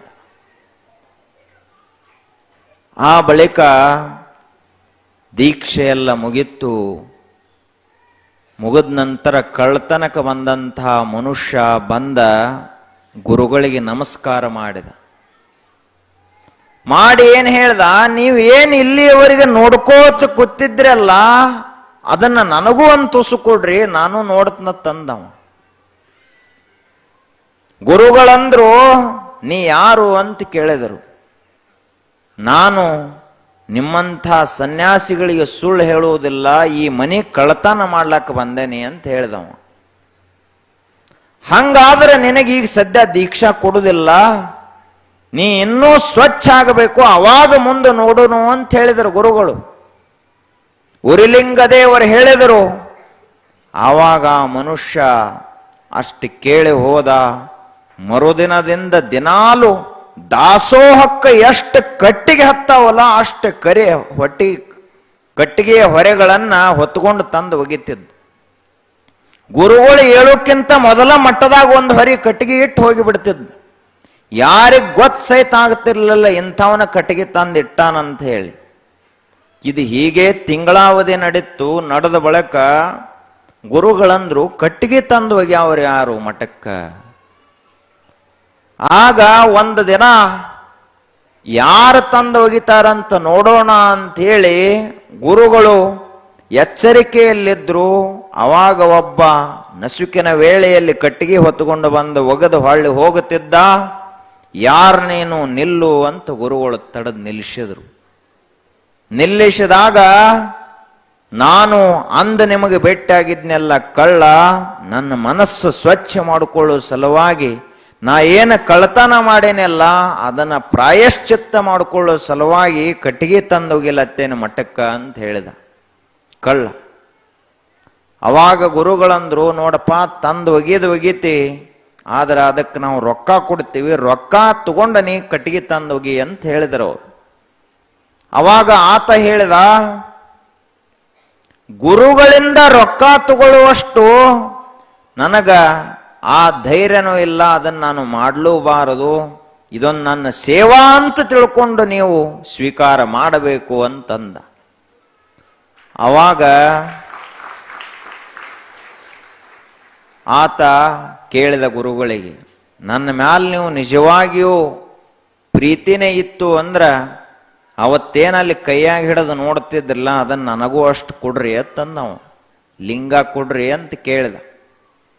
ಗುರುಗಳಂದ್ರು, ನೋಡಪ್ಪ, ನೀ ಬೇಡದಾಗ ಕೊಡುವಂಥದ್ದಲ್ಲದು, ಯಾವಾಗ ಆ ಕಾಲ ಬರ್ತದ, ಶಿವನ ಅಪ್ಪಣೆ ಆಗ್ತದ, ದೇವರ ಆಜ್ಞೆ ಆಗ್ತದ, ಅವಾಗ ನಿನಗೆ ದೀಕ್ಷಾ ಕೊಡ್ತೇನೆ ಅಂತ ಹೇಳಿ ಕಳಿಸಿದ್ರು. ಕಾಲ ಸರಿತಾ ಹೊಂಟಿತು. ಇವನಲ್ಲಿ ಕುತೂಹಲ ಹೆಚ್ಚಾಗ್ತಾ ಹೊರಟಿತು. ಅವಾಗ ಒಂದು ದಿನ ಹೀಗೆ ಗುರುಗಳು ಯಾವುದೋ ಒಂದು ಕೆಲಸದಲ್ಲಿ ಬಹಳಷ್ಟು ತೊಡಗಿಕೊಂಡಿದ್ರು. ಅವಾಗ ಬಂದ ಗುರುಗಳೇ, ನನಗೆ ಲಿಂಗವನ್ನು ಕೊಡ್ರಿ, ದೀಕ್ಷೆಯನ್ನು ಕೊಡ್ರಿ ಅಂತ ಕೇಳಿದ. ನೋಡಪ್ಪ, ಇವತ್ತು ಕೊಡೋದಿಲ್ಲ, ಇನ್ನೊಂದು ಸ್ವಲ್ಪ ದಿವಸ ಹೋಗಲಿ ಕೊಡೋನು ಅಂತ ಹೇಳಿದರು. ಮತ್ತೆ ದಿನಂಪ್ರತಿ ಬಂದು ಕೇಳವ ಇವನ ಕಿರಿಕಿರಿ ಹೆಚ್ಚಾಗಿ ಒಂದು ದಿನ ಮುಂಜಾನೆ ಸಮಯದಲ್ಲಿ ಗುರುಗಳೇ ಲಿಂಗವನ್ನು ಕೊಡ್ರಿ ಅಂತ ಕೇಳಿದ. ಗುರುಗಳು ಇವನನ್ನ ಪರೀಕ್ಷೆ ಮಾಡುವ ಸಲುವಾಗಿ ಘೇ ದಗಡ ಜಾ ಅಂತ ಹೇಳಿದ್ರು. ಅವರು ಕಲ್ಲು ತಗೊಂಡು ಹೋಗು ಅಂತ ಒಂದು ಕಲ್ಲು ಒಗೆದ್ರು. ಅವ ಏನ್ ತಿಳ್ಕೊಂಡ, ಇದೇನು ಕಲ್ಲು ಒಗದಾರಲ್ಲ ಇದೇ ಲಿಂಗ, ಘೇ ದಗಡ ಜಾ ಅಂತೇನಂದಾರಲ್ಲ ಇದೇ ಮಹಾ ಮಂತ್ರ ಅಂತ ತಿಳ್ಕೊಂಡ. ಅದನ್ನೇ ದಿನಂಪ್ರತಿ ಪೂಜೆ ಮಾಡಲಿಕ್ಕೆ ಪ್ರಾರಂಭ ಮಾಡಿದ. ಆ ಮಂತ್ರವನ್ನೇ ಶಿವಮಂತ್ರ ಅಂತ ತಿಳ್ಕೊಂಡು, ಯಾಕೆ ಅಂದ್ರೆ ಗುರುವಿನ ಮುಖದಿಂದ ಬಂದದಂದ ಬಳಕ ಅದು ಮಹಾಮಂತ್ರವೇ ಇರ್ತದಂತ ಆತ. ನಮಗ ಓಂ ನಮ ಶಿವಾಯ ಅಂತಂದ್ರೂ ಘೇ ದಗಡ ಜಾ ಅಂದಂಗೆ ಕೇಳಿಸ್ತದ. ನಾವು ಹಿಂಗಾಗಿದೀವೋ ಹಿಂಗಾಗ್ಯಾನ, ಅದೆಲ್ಲ ಬದಲಾಗಿ ಬಿಟ್ಟದ. ಗುರುಗಳು ಲಿಂಗ ಕೊಟ್ಟಾರ ನಮ್ಮ ಕೈಯಾಗ ಕಲ್ಲು ಕಂಡಂಗೆ ಕಾಣ್ಲತ್ತೇವ್. ಹಿಂಗ್ಯಾಕಾತು ಪರಿಸ್ಥಿತಿ? ಆ ಬಳಿಕ ಹೀಗೇ ಪೂಜೆಯನ್ನ ಮಾಡ್ತಾ ಅವನ ನಿಷ್ಠೆ ಅಖಂಡವಾಗಿ ಬೆಳೀತಾ ಹೋಯಿತು.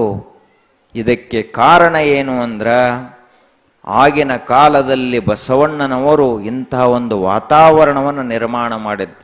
ಕಲ್ಯಾಣ ನಾಡಿನಲ್ಲಿ ಇಂತಹ ಸಹಸ್ರ ಸಂಖ್ಯೆಯಲ್ಲಿ ಶರಣರು ಬಂದ್ರು. ಅವರು ಕಟ್ಟಿದಂತಹ ಕಲ್ಯಾಣ ಬಸವ ಕಲ್ಯಾಣವಾಗಿತ್ತು, ಅನುಭಾವ ಕಲ್ಯಾಣ, ಶಿವಶರಣರ ಕಲ್ಯಾಣ, ಅಧ್ಯಾತ್ಮದ ಕಲ್ಯಾಣವಾಗಿತ್ತು. ಅದರ ಕುರಿತು ಒಂದು ಗೀತ.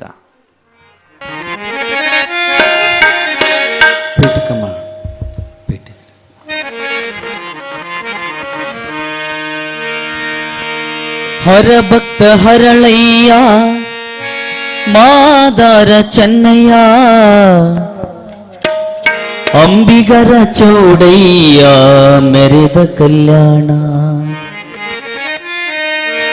ಉಡತಡಿ ಮಹಾದೇವಿ ಮಡಿವಾಳ ಮಾಚಯ್ಯ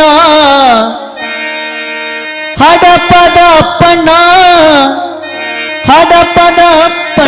ಮೆರೆದ ಕಲ್ಯಾಣ ಶಿವನ ಕಲ್ಯಾಣ ಬಸವ ಕಲ್ಯಾಣ ಶಿವನ ಕಲ್ಯಾಣ ಬಸವ ಕಲ್ಯಾಣ ಶಿವಶರಣರು ಇರುವ ಶಿವಶರಣರ ಅನುಭವದ ಕಲ್ಯಾಣ ಶಿವನ ಕಲ್ಯಾಣ ಬಸವ ಕಲ್ಯಾಣ ಶಿವನ ಕಲ್ಯಾಣ ಬಸವ ಕಲ್ಯಾಣ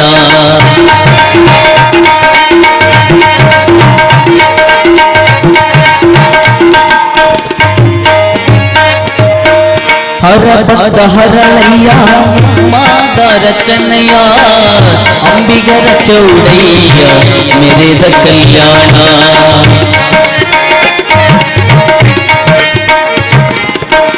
ಹರ ಭಕ್ತ ಹರಳಯ್ಯ ಮಾದಾರ ಚೆನ್ನಯ್ಯ ಅಂಬಿಗರ ಚೌಡಯ್ಯ ಮೆರೆದ ಕಲ್ಯಾಣ ಉಡತಡಿ ಮಹಾದೇವಿ ಮಡಿವಾಳ ಮಾಚಯ್ಯ ಉಡತಡಿ ಮಹಾದೇವಿ ಮಡಿವಾಳ ಮಾಚಯ್ಯ ಹಡಪದ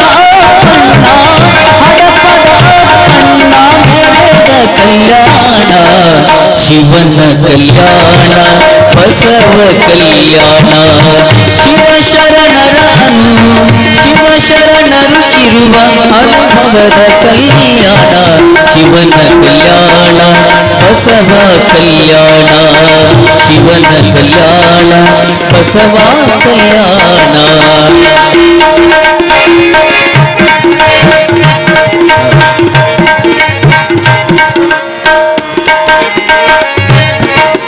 ಇಳಿಯಾಳ ಬೊಮ್ಮೆಯ ಸೊಸಳ ಬಾಚರಸ ಶಿವನಾಗಯ್ಯ ಮೆರೆದ ಕಲ್ಯಾಣ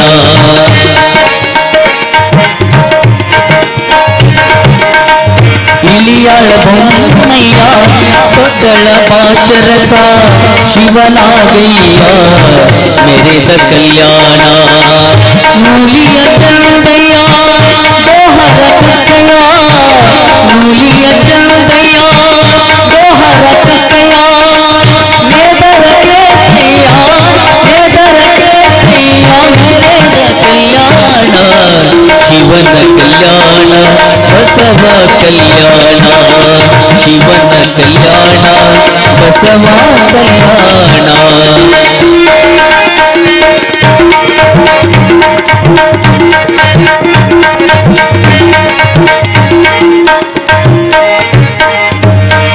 ಕಿನ್ನರಿ ಬೊಮ್ಮಯ್ಯ ಕಲಿಕೇತ ಬೊಮ್ಮಯ್ಯ ಹೂಗಾರ ಮಾದಯ್ಯ ಮೆರೆದ ಕಲ್ಯಾಣ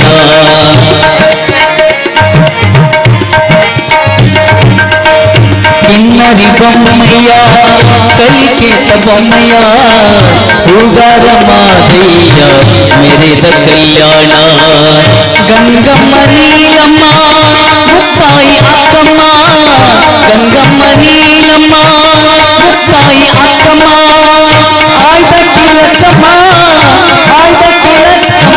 ಮೆರೆದ ಕಲ್ಯಾಣ ಶಿವನ ಕಲ್ಯಾಣ ಬಸವ ಕಲ್ಯಾಣ ಶಿವ ಶರಣರಾನು ಶಿವ ಶರಣರಾನು ಭವದ ಕಲ್ಯಾಣ ಶಿವನ ಕಲ್ಯಾಣ ಬಸವ ಕಲ್ಯಾಣ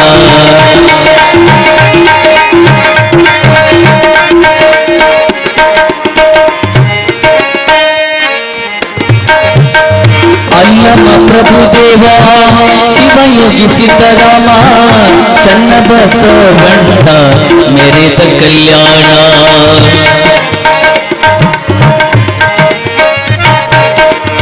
ಅಲ್ಲಮ ಪ್ರಭುದೇವ ಶಿವಯೋಗಿ ಸಿದ್ದರಾಮ ಚನ್ನ ಬಸವಣ್ಣ ಮೆರೆದ ಕಲ್ಯಾಣ ಕಲ್ಯಾಣ ಬೆಳಗಿದ ಭಾಗ್ಯದ ಬಸವಣ್ಣ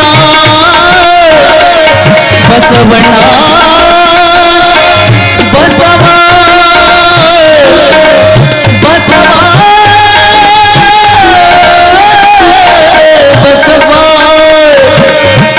ಅಲ್ಲಮ ಪ್ರಭುದೇವ ಶಿವಯೋಗಿ ಸಿದ್ದರಾಮ ಚನ್ನ ಬಸವಣ್ಣ ಮೆರೆದ ಕಲ್ಯಾಣ ಕಲ್ಯಾಣ ಬೆಳಗಿದ ಭಾಗ್ಯದ ಬಸವಣ್ಣ ಕಲ್ಯಾಣ ಬೆಳಗಿದ ಭಾಗ್ಯದ ಬಸವಣ್ಣ ಶರಣರ ಶಿವಕ್ಷೇತ್ರ ಶರಣರ ಶಿವಕ್ಷೇತ್ರ ಪರಮ ಕಲ್ಯಾಣ ಶಿವನ ಕಲ್ಯಾಣ ಬಸವ ಕಲ್ಯಾಣ ಶಿವ ಶರಣರಾನು ಶಿವ ಶರಣರಾನು ಪವನ ಕಲ್ಯಾಣ ಶಿವನ ಕಲ್ಯಾಣ ಬಸವ ಕಲ್ಯಾಣ ಶಿವನ ಕಲ್ಯಾಣ ಬಸವ ಕಲ್ಯಾಣ ಬಸವ ಕಲ್ಯಾಣ ಬಸವ ಕಲ್ಯಾಣ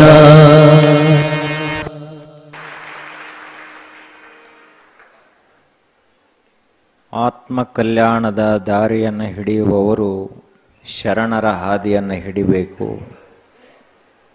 ಹಾಗೆ ಉರಿಲಿಂಗರ ದೇವರ ದಾರಿಯನ್ನು ಹಿಡಿಲಿಕ್ಕೆ ಹೊರಟಿದ್ದ ಒಬ್ಬ ಉರಿಲಿಂಗ ಪೆದ್ದಿ. ಗುರುಗಳು ಅಷ್ಟು ಹೇಳಿ ಒಂದು ಕಲ್ಲನ್ನು ಕೊಟ್ಟರು, ಒಗೆದ್ರು, ಕಲ್ಲು ತಗೊಂಡು ಹೋದ. ಎಷ್ಟು ನಿಷ್ಠಾ ಬೆಳೀತ ಒಂದು ಅಂದ್ರ, ಸಾಕ್ಷಾತ್ ಶಿವನನ್ನೇ ನಾನು ಪೂಜಾ ಮಾಡ್ತೀನಿ ಅಂತ ತಿಳ್ಕೊಂಡ. ನಿಷ್ಠೆ ಅನ್ನೋದು ಬಹಳ ಮುಖ್ಯ ಮನುಷ್ಯನಿಗೆ. ನಿಷ್ಠೆ ಇಲ್ಲ, ಶ್ರದ್ಧೆ ಇಲ್ಲ ಅಂದ್ರೆ ಯಾವ ಪೂಜೆಯೂ ಇಲ್ಲ, ಯಾವ ಅನುಭವವೂ ಇಲ್ಲ. ಒಬ್ಬ ವೈದ್ಯರ ಹತ್ತಿರ, ಡಾಕ್ಟರ್ ಹತ್ತಿರ ಒಬ್ಬ ರೈತ ಬಂದ. ಡಾಕ್ಟ್ರ ಮತ್ತೆ ಯಾಕೋ ಆರಾಮ ತಪ್ಪಿದಂಗೆ ಆಗ್ಯದ, ಮೈಯಾಗ ಹುಷಾರಿಲ್ಲ, ಏನರೇ ಗುಳಿಗೆ ಕೊಡ್ರಿ ಅಂತ ಹೇಳ್ದವ. ಹೇಳಿದ ಬಳಿಕ ಡಾಕ್ಟ್ರು ಎಲ್ಲ ನೋಡಿದರು. ನೋಡಿ ಒಂದು ಚೀಟಿ ಬರೆದು ಕೊಟ್ಟು ಇದರಲ್ಲಿ ಗುಳಿಗೆಗಳನ್ನು ಬರ್ದೇನೆ, ಮುಂಜಾನೆ ಮಧ್ಯಾಹ್ನ ಸಂಜೆ. ಮೊದಲಿನ ಕಾಲಕ್ಕೆ ಗುಳಿಗೆ ತಗೋಬೇಕಂದ್ರೆ ಮಂದಿ ಬಹಳ ಅಂಜತಿತ್ತು. ಈಗ ಏನಿಲ್ಲ, ಗುಳಿಗಿರ್ಲಾರ್ದ ಮನಿ ಸಿಕ್ತಂದ್ರೆ ಅವಾಗ ಬಹುಮಾನ ಕೊಡ್ಬೇಕು ಕರದು. ಎಲ್ಲರ ಮನ್ಯಾಗ ನೋಡ್ರಿ ದವಾಖಾನೆ ಸಾಮಾನು ತುಂಬ್ಯಾವ ಬರೀ. ಆ ಬಳಿಕ ಡಾಕ್ಟ್ರ್ ಹೇಳಿದರು, ಊಟದಕ್ಕಿಂತ ಮೊದಲ ಮಧ್ಯಾಹ್ನ ಸಂಜೆಗೆ ಇಷ್ಟು 3 ಹೊತ್ತು ತಗೋ, ಕಡಿಮೆ ಆಕೈತೆ ಅಂತ ಹೇಳಿದ್ರು. 2 ದಿವಸ ಆದ ಬಳಿಕ ಅವ ರೈತ ಮತ್ತೆ ಬಂದ, ಭೇಟಿಯಾದ ಡಾಕ್ಟ್ರಿಗೆ. ಡಾಕ್ಟರ್ ಕಡಿಮೆ ಆಗೈತ್ರಿ, ಪೂರ ಕಡಿಮೆ ಆತು ಅಂತ ಹೇಳಿದ. ಡಾಕ್ಟರ್ ಅಂದ್ರು, ಅದು ಚೀಟಿ ಕೂಡ ನಾ ಕೊಟ್ಟಿದ್ನ ಎಲ್ಲೈತೆ ಅಂತ ಕೇಳಿದ್ರು ಅವರು. ಗುಳಿಗೆ ಎಲ್ಲಿದಾವ ತೋರಿಸು, ಚೀಟಿಯಲ್ಲಿ ತೋರಿಸು ಅಂತಂದ್ರು ಅವರು. ಇವ ಅಂದ, ಎಲ್ಲಿ ಚೀಟ್ರಿ, ಚೀಟಿನ 3 ಭಾಗ ಮಾಡಿ ತಗೊಂಡನೆ ತಂದವ.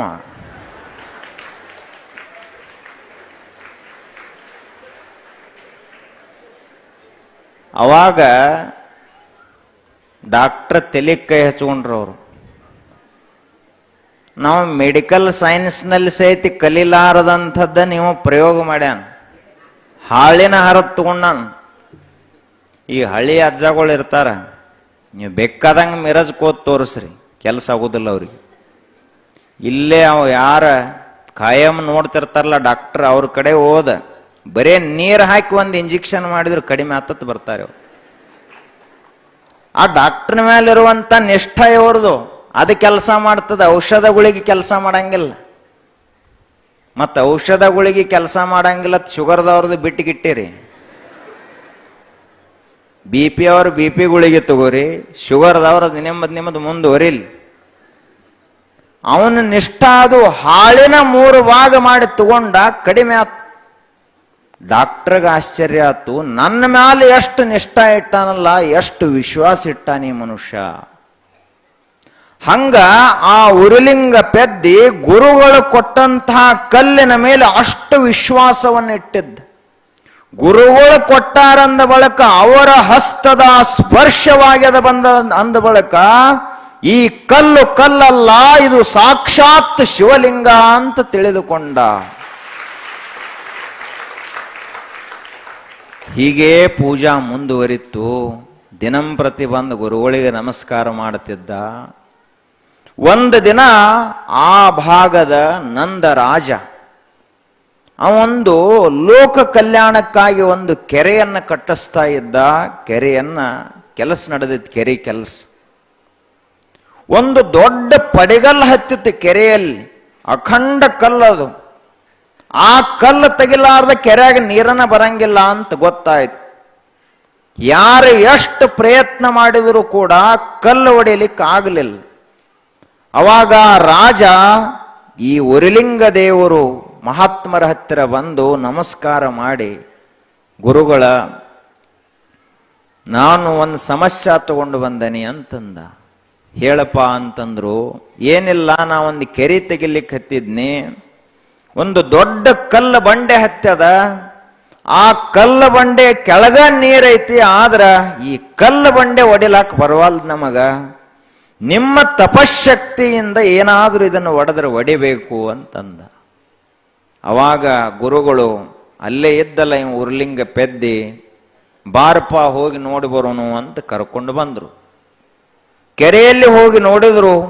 ಗುರುಗಳು ಒಂದು ಕಡೆಗೆ ನಿಂತರು, ರಾಜನೂ ನಿಂತ. ಗುರುಗಳು ಇವೇನು ಪೆದ್ದೆ ಇದ್ದಲ್ಲ ಇವನಿಗೆ ಹೇಳಿದ್ರು, ಘೇ ದಗಡ ಜಾ, ಅಲ್ಲಿ ಹೋಗಿ ನೋಡು ಏನಾಗ್ಯದ. ನೀ ಏನು ಪೂಜಾ ಮಾಡ್ತಿಲ್ಲ, ಇದು ಕಲ್ಲನ ಐತ್. ಈಗೇನ ಕೆರೆಯಲ್ಲಿ ಅಖಂಡ ಪಡೆ ಹತ್ಯದಲ್ಲ, ಅದು ಕಲ್ಲನ ಅದ. ಅದಕ್ಕ ಸ್ವಲ್ಪ ಹೋಗಿ ಆ ಕಲ್ಲು ಒಡೆದ ಬಾರಪ್ಪ ಅಂತ ಹೇಳಿದರು ಗುರುಗಳು.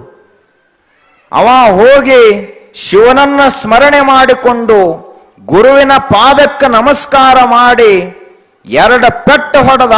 ಕಲ್ಲು ಒಡೆದ ಹೋಳಾಯಿತು, ಒಳಗಿನಿಂದ ನೀರು ಬಂತು. ಯಾಕೆ ಅಂದ್ರೆ ಗುರುಗಳಲ್ಲಿ ಅಷ್ಟು ಶ್ರದ್ಧೆಯನ್ನಿಟ್ಟಿದ್ದ, ಗುರುಗಳ ಮೇಲೆ ಅಪಾರ ನಿಷ್ಠೆಯನ್ನಿಟ್ಟಿದ್ದ. ಅವಾಗ ನಂದ ಮಹಾರಾಜನಿಗೆ ಆಶ್ಚರ್ಯ ಆಯ್ತು. ಏನಿದು ಮಹಿಮಾ ಅಂತ ಕೇಳಿದವ. ಉರಿಲಿಂಗ ದೇವರು ಹೇಳಿದರು, ಇದು ದೇವರ ಮೇಲೆ ಇಟ್ಟಂತಹ ನಿಷ್ಠೆಯ ಪರಿಣಾಮ, ಗುರುಗಳ ಮೇಲೆ ಇಟ್ಟಂತಹ ಶ್ರದ್ಧೆಯ ಪರಿಣಾಮ. ಅವಾಗ ಉರ್ಲಿಂಗ ಪೆದ್ದಿಗಳಿಗೆ ಇನ್ನು ಹಿಂಗ ಬಿಟ್ರೆ ಆಗುವುದಿಲ್ಲ ಅಂತ ಉರ್ಲಿಂಗ ದೇವರೇ ಒಂದು ದಿನ ಬ್ರಾಹ್ಮಿ ಮುಹೂರ್ತದಲ್ಲಿ ಕರೆದರು. ನಿನಗ ದೀಕ್ಷೆಯನ್ನು ಕೊಡ್ತೀನಿ ವಿಧಿವತ್ತಾಗಿ ಅಂತ ಕರೆದು, ಇಲ್ಲಿಯವರೆಗೆ ಬಹಳ ಜನರಿಗೆ ಅವರು ಗುರುಗಳು ದೀಕ್ಷೆಯನ್ನು ಕೊಟ್ಟಿದ್ರು, ಅವರ ಹೆಸರಿಗೆ ದೀಕ್ಷಾ ತಗೊಂಡಿದ್ರು. ಆದರೆ ಈತ ಕಲ್ಲನ್ನೇ ದೇವರಂತ ತಿಳ್ಕೊಂಡಾನಂದ ಬಳಿಕ ಇನ್ನ ಲಿಂಗವನ್ನೇ ಕೊಟ್ಟು ನಿಜವಾದ ಸಾಧನಾ ಮಾರ್ಗವನ್ನು ಹೇಳಿದ ಬಳಿಕ ಈ ಮನುಷ್ಯ ನಿಜವಾಗಿಯೂ ದೇವರಾಗುವುದರಲ್ಲಿ ಸಂಶಯ ಇಲ್ಲ ಅಂತ ಅನಿಸ್ತವರಿಗೆ ಗುರುಗಳಿಗೆ. ಅದೇ ಪ್ರಕಾರ ದೀಕ್ಷೆಯನ್ನು ಕೊಟ್ಟಾಗ ಸಾಧನೆ ದಿನಂಪ್ರತಿಯಾಗಿ ಹೆಚ್ಚಾಗ್ತಾ ಹೋಯ್ತು, ಶಕ್ತಿ ಹೆಚ್ಚಾಗ್ತಾ ಹೋಯ್ತು. ಒಳಗಿರುವಂಥ ಅಜ್ಞಾನದ ಕತ್ತಲೆ ಮರೆಯಾಗ್ತಾ ಹೋಯಿತು. ಆಶೆ ಆಮಿಷಗಳೆಲ್ಲ ಅಳೆದು ಹೋದು. ಕಾಮ ಕ್ರೋಧಾದಿಗಳ ಆ ಒಂದು ತಾಕಲಾಟ ಶಾಂತವಾಗ್ತಾ ಹೋಯಿತು. ಕೊನೆಗೆ ಉರಿಲಿಂಗ ಪೆದ್ದಿ ಇದ್ದಂಥವ ಪರಮಾತ್ಮನ ಸಾಕ್ಷಾತ್ಕಾರ ಮಾಡಿಕೊಂಡ, ದೇವರ ಸಾಕ್ಷಾತ್ಕಾರ ಮಾಡಿಕೊಂಡ. ಆ ಬಳಿಕ ಉರಿಲಿಂಗ ದೇವರಿಗೂ ವಯಸ್ಸಾಯಿತು. ಅವರಂದ್ರು, ಇಷ್ಟು ಸ್ವಚ್ಛ ಮನಸ್ಸಿನ ಒಬ್ಬ ವ್ಯಕ್ತಿಯನ್ನ, ಇಂತಹ ದೇವ ಸಾಕ್ಷಾತ್ಕಾರ ಮಾಡಿಕೊಂಡಂಥ ಈ ಒಬ್ಬ ಉರ್ಲಿಂಗ ಪೆದ್ದೆಯನ್ನ ಈ ಒಂದು ನನ್ನ ಪೀಠ ಏನದ, ಈ ಒಂದು ಮಠ ಏನದಲ್ಲ, ಈ ಮಠದ ಗದ್ದುಗೆ ಮೇಲೆ ಕೂಡ್ರಿಸಬೇಕು ಅಂತ ಅವರನ್ನೇ ಕೂಡ್ರಿಸಿ ಉರ್ಲಿಂಗ ದೇವರು ಲಿಂಗೈಕ್ಯರಾದರು. ಮೊದಲೇನಿದ್ದವ ಕಳ್ಳ, ಮನೆ ಕಳ್ಳತನ ಮಾಡಬೇಕು ಅಂತ ಬಂದ ಮನುಷ್ಯ ಪರಿವರ್ತನೆಯಾಗಿ ಏನಾದ? ಶರಣನಾದ. ನಾವೇನು ಅಂತ ಕಳ್ರೇನಿಲ್ಲ, ಯಾರು ಅದೀವನ್ರಿ? ಏನಿಲ್ಲ. ಮತ್ತ ಅಂಥ ಭಾಳ ದೊಡ್ಡ ಪಾಪದ ಕೆಲಸನೂ ಮಾಡಿಲ್ಲ. ಏನೋ ತುಸು ರಾತ್ರಿ ಯಾರಿಗೆ ಕಾಣ್ಲಾರ್ದಂಗೆ ಕುಡಿದು ಬರ್ತಾನ, ಮಂದಿ ಗೊತ್ತಾಗಲಾರ್ದಂಗೆ ಒಂದು ಬಿಡಿ ಸೇತ್ತಾನ, ಅದು ಹಳೇ ಬಿಡಿ ಸೇತ್ತಾನ. ಇದೇನು ಅಂಥ ದೊಡ್ಡ ಪಾಪದ ಕೆಲಸ ಅಲ್ಲ. 1 ವಾರ ಬೇಡ, 2 ವಾರ ಅದನ್ನು ಬಿಟ್ರಿ ಅಂದ್ರೆ ಹೊಳ್ಳಿ ನೆನಪು ಸಹಿತ ಆಗುವುದಿಲ್ಲ. ದೇವರನ್ನ ಸ್ಮರಣ ಮಾಡ್ತಾ ಹೋದ್ರೆ ಚಟಗಳು ತಮ್ಮಿಂದ ತಾವೇ ಬಿಟ್ಟು ಹೋಗ್ತಾವ.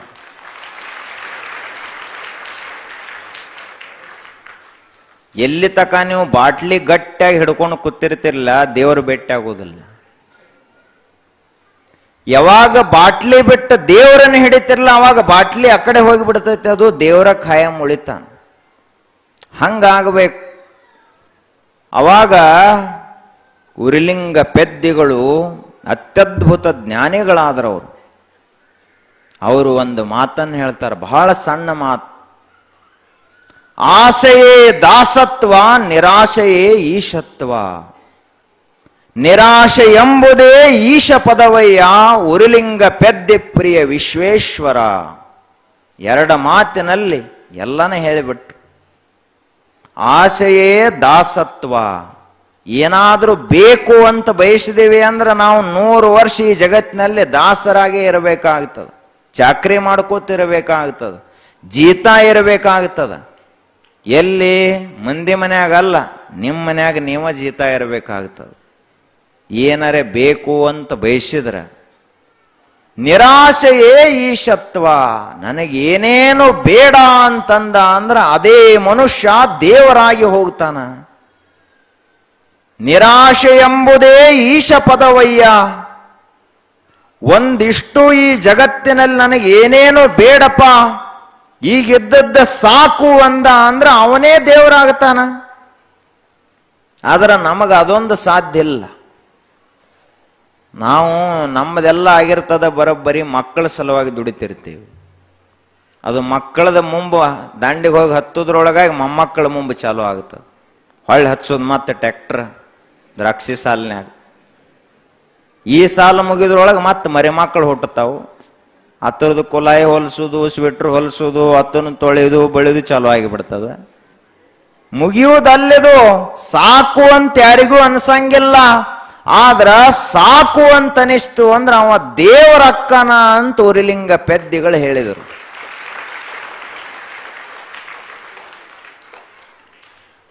ಸಾಕತ್ ಅನಿಸ್ಬೇಕು ಮನುಷ್ಯಾಗ, ಪ್ರಪಂಚ ಸಾಕತ್ ಅನಿಸ್ಬೇಕು. ದೇವ ಪೂಜೆ ಸಾಕನಿಸಬಾರದು, ಜಪ ಮಾಡುವುದು ಸಾಕನಿಸಬಾರದು, ಅನುಭವ ಕೇಳುವುದು ಸಾಕನಿಸಬಾರದು, ದಾಸೋಹ ಮಾಡುವುದು ಸಾಕನಿಸಬಾರದು, ಸೇವಾ ಮಾಡುವುದು ಸಾಕನಿಸಬಾರದು. ಆ ಬಳಿಕ ಅವರು ಹೇಳಿದರು, ನಿರಾಶೆ ಎಂಬುದೇ ಈಶ ಪದವಯ್ಯ. ನೋಡ್ರಿ ಎಷ್ಟು ದೊಡ್ಡ ಮಾತದ. ಈಶ ಅಂದ್ರೆ ಏನು? ದೇವರು. ಇಡೀ ಜಗತ್ತಿಗೆ ಒಡೆಯ ಯಾರೋ ಆತನೇ ಈಶ. ಇಡೀ ಜಗತ್ತು ಯಾರ ಆಜ್ಞೆಯನ್ನ ಶಿರಸಾ ವಹಿಸಿ ಪಾಲಿಸ್ತದಲ್ಲ ಆತನೇ ಭಗವಂತ ಪರಮಾತ್ಮ. ಸೂರ್ಯ ನಮ್ಮ ಮಾತು ಕೇಳಂಗಿಲ್ಲ, ಚಂದ್ರ ನಮ್ಮ ಮಾತು ಕೇಳಂಗಿಲ್ಲ, ಒಂದು ಹುಲ್ಲು ಕಡ್ಡೆ ಸಹಿತ ನಮ್ಮ ಮಾತು ಕೇಳಂಗಿಲ್ಲ. ಎಲ್ಲ ಯಾರ ಆಜ್ಞೆಯನ್ನ ಪಾಲಿಸ್ತಾವಿವು? ಜಗದೀಶನ ಆಜ್ಞೆಯನ್ನ ಪಾಲಿಸ್ತಾವ. ಜಗದೀಶನಾಗಬೇಕಾದ್ರೆ ಏನು ಮಾಡಬೇಕು? ಸಾಕಪ್ಪ ಅಂತ ಅನ್ಬೇಕು. ಏನು ಸಾಕನ್ಬೇಕು? ಪ್ರಪಂಚ ಸಾಕಂತ ಅನ್ಬೇಕು. ಹಿಂಗ ಒಬ್ಬ ಪ್ರವಚನ ಕೇಳಕ್ ಬಂದಿದ್ದ, ಉಪಗುಪ್ತ ಅಂತ ಒಬ್ಬ ಬಹಳ ದೊಡ್ಡ ಮಹಾತ್ಮ. ಬೌದ್ಧರಲ್ಲಿ ಬುದ್ಧನ ನಂತರದಲ್ಲಿ ಬಂದಂಥ ಅತ್ಯಂತ ಶ್ರೇಷ್ಠ ಸನ್ಯಾಸಿ ಯಾರು ಅಂದ್ರೆ ಉಪಗುಪ್ತ. ಅಂಥ ಉಪಗುಪ್ತನಿಗೆ ಪ್ರವಚನ ಹೇಳ್ತಾ ಇದ್ದ. ಒಬ್ಬ ಲಗ್ನ ಆಗಿ 1-2 ವರ್ಷ ಆಗಿತ್ತು, ಅವನು ಪ್ರವಚನ ಕೇಳಕ್ಕೆ ಬಂದಿದ್ದ. ಗುರುಗಳು ಹೇಳುವುದು ಕೇಳಿ ತಲೆ ಜಾಡಿಸಿ ಎದ್ದು ಬಿಟ್ಟು ಪ್ರವಚನದೊಳಗನ ಗುರುಗಳ ಏನೋ ತಪ್ಪಿ 2 ವರ್ಷ ಹೋದ್ರಿ, ಇನ್ನು ಮುಂದೆ ನಿಮ್ಮ ಹಿಂದ ತಂದವ. ಚಲೋ ಆಸಾಮಿ ಸಿಕ್ತು, ಬಿಡಬೇಕು ಯಾಕ ಅಂತ ಗುರುಗಳು, ಜೋಳಿಗೆ ಹೊರ್ಲಕ್ಕ ಒಬ್ಬ ಮನುಷ್ಯ ಬೇಕಲ್ಲ ಮತ್ತೆ. ಆಯ್ತು, ಇವನ್ ತಗೊಂಡು ಹೊಂಟ್ರು ಗುರುಗಳಿಗೆ ಅನ್ನವ, ಗುರುಗಳ ಕೊನೆಯದೊಂದು ಕೆಲಸ ಐತಿ, ಅದನ್ನ ಮಾಡೇ ಬರಬೇಕು. ಏನಪ್ಪಾ ಅಂದ್ರು, ಮನ್ಯಾಗ ಪರ್ಮಿಷನ್ ತಕೊಂಡ್ಬರ್ಬೇಕಲ್ಲ ಅಂದವ. ಅವ್ರ ಸಿಗ್ನೇಚರ್ ಮಾಡ್ಲಾರ್ದ ಇವ ಹಂಗ ಹೋದ ಅಂದ್ರೆ ಹಿಡ್ಕೊಂಡು ಬರ್ತಾರ ಅವ್ರು 4 ಮಂದಿ ಕೂಡಿ. ಯಾಕಪ್ಪ, ಮೊದಲ್ಯಾಕ ನೀ ಲಗ್ನ ಆದಿ, ಮೊದಲ್ಯಾಕ ನೀ ಅಕ್ಷತ ಎಲ್ಲ ಒಗಸ್ಕೊಂಡಿ, ಮೊದಲ್ಯಾಕ ಇಟ್ಟೆಲ್ಲ ಖರ್ಚು ಮಾಡಿಸಿದಿ ಕೇಳ್ತದ ಸಮಾಜ. ಅದಕ್ಕ ಏನು ಆದದ್ದಾಗ್ಯದ, ಹೆಂಗೋ ಹೋಗುದಂತ ನಿಶ್ಚಯನ ಮಾಡೈತಿ. ಹೇಳಾರ್ದ ಹೋದ ಅಂತ ಆಗಬಾರ್ದು, ಹೇಳಿ ಹೋದ ಅಂತ ಆಗಬೇಕು. ಆತ್ ಮನೆಗೆ ಹೋದ, ಹೋಗಿ ಬಾರಪ್ಪ ಅಂತಂದ್ರ ಗುರುಗಳು. ಮನೆಗೆ ಹೋದ, ಹೆಂಡತಿಗೆ ಭೇಟಿ ಆದ. ಯಾಕೋ ಗಿರೇಕಿ ಚಿನ್ನನೇ ಬೇರೆ ಕಾಣಿಸ್ಲತ್ತೈತೆ ತಂದ್ರ ಅವರು. ಊಟ ಆತೋ, ಆದ ಬಳಿಕ ಹೇಳಿದೆವು, ಇನ್ನ ನಾ ಈ ಮನೆಯವ ಅಲ್ಲ, ಈ ಮನೆಗೆ ನನಗೇನು ಸಂಬಂಧ ಇಲ್ಲ, ನಿನಗ ನನಗನು ಏನು ಸಂಬಂಧ ಇಲ್ಲ ಅಂತ ತಿಳ್ಕೊ ಅಂತ ಹೇಳ್ದ. ಅವರಂದ್ರು, ಮತ್ತಿದು ಕೊಳ್ಳಕ್ ಕಟ್ಟಿದಿಲ್ಲ, ಇದೇನು ಅಂತ ಕೇಳಿದ್ರು ಅವರು. ಮಂಗಲಸೂತ್ರ. ಮಂಗಲಸೂತ್ರ ಅಂದ್ರೆ ಬರೇ ಇದು ಕಾಣ್ಲಕ್ ಕಟ್ಟ ಇರ್ತೈತೋ ಏನೋ ಪ್ರಪಂಚ ಮಾಡ್ಲಕ್ ಇರ್ತೈತೋ ಅಂತ ಕೇಳಿದ್ರು ಅವರು. ಇವ ಅಂದ, ಅದು ಏನೇ ಇರ್ಲಿ, ಇನ್ನು ಮುಂದೆ ನಾನು ಗುರುಗಳ ದಾರಿಯನ್ನ ಹಿಡಿದು ಹೋಗ್ತೀನಿ, ನೀ ಮನ್ಯಾಗಿರು, ಆರಾಮಿರು, ನಿನಗೆ ಎಷ್ಟು ಬೇಕು ಎಲ್ಲ ಆಸ್ತಿ ನಿನ್ನ ಹೆಸರಲ್ಲೇ ಬರೆದಿಟ್ಟನಿ, ನಾಯೇ ನಿನ್ನ ಹೊಳ್ಳಿ ಮನೆಗೆ ಬರುವುದಿಲ್ಲ, ನನಗ ನಿನಗಿನ್ನೇನು ಸಂಬಂಧ ಇಲ್ಲ ಅಂತ ಹೇಳಿದ. ಹೆಂಡತಿ ತಿಳುವಳಿಕೆ ಅವಳಿದ್ಲು. ಹೋಗುತ್ತಂದ ಅವ್ರಿಗೆ ಹಿಡಿದು ನಿಲ್ಲಿಸ್ಲಕ್ಕೆ ಹೆಂಗ ಸಾಧ್ಯ ಅದ? ಹಗಲ್ ನಿಲ್ಲಿಸಿದ್ರ ರಾತ್ರಿ ಓಡಿ ಹೋಗ್ತಾರ, ರಾತ್ರಿ ನಿಲ್ಲಿಸಿದ್ರ ಹಗಲ್ ಓಡಿ ಹೋಗ್ತಾರ. ಅವಾಗ ಆಕೆ ಹೆಂಡತಿ ಏನಂದ್ಲು, ಹೋಗುದು ಹೊಂಟರಿ, ನನ್ನ ಕೊರಳಲ್ಲಿ ಒಂದು ರುದ್ರಾಕ್ಷಿ ಮಾಲೆ ಅದ, ಇದನ್ನ ನನ್ನ ಕೊನೆಯ ಕಾಣಿಕೆ ಅಂತ ಹೇಳಿ ನೀವು ಕೊಳ್ಳಾಗ ಹಾಕೋಬೇಕಿದನ್ನ. ನನ್ನ ಕೊರಳಲ್ಲಿ ರುದ್ರಾಕ್ಷಿ ಮಾಲೆಯನ್ನು ನೀವು ಹಾಕೋಬೇಕು. ಮತ್ತ ಇನ್ನೊಂದು ಕಂಡೀಷನ್ ಏನು ಅಂದ್ರ, ಕೊನೆಯ ಕ್ಷಣದವರೆಗೂ ಇದೇ ರುದ್ರಾಕ್ಷಿ ಮಾಲೆಯಿಂದ ನೀವು ಜಪ ಮಾಡಬೇಕು. ನೀವು ಅಲ್ಲಿ ಜಪ ಮಾಡಿದ್ರೆ ಇಲ್ಲಿ ನನ್ನ ಪುಣ್ಯನೂ ಹೆಚ್ಚಾಕತ್ತಿ, ನಿಮ್ಮ ಸಾಧನನೂ ಆಕ್ಕತ್ತೆ ಅಂತ ಹೆಂಡತಿ ಹುಷಾರು ಬಾಳ ಇದ್ರು ಅವರು. ಮಾಲಿ ಕೊಟ್ರು. ಇವ ಮಾಲಿ ಜಪಮಾಲಿ ತಗೊಂಡು ಹೋದ ಗುರುಗಳ ಹಿಂದ. ಹೋದ ದಿನಂಪ್ರತಿಯಾಗಿ ಜಪ ಮಾಡುತ್ತಿದ್ದ. 10 ವರ್ಷ ಕಳೆದು 10 ವರ್ಷ ಆದ ನಂತರ ಒಂದು ದಿನ ಜಪ ಮಾಡುವಾಗಲೇ ಕಣ್ಣೀರು ಹಾಕೋತ ಜಪ ಮಾಡುತ್ತಿದ್ದೀವ.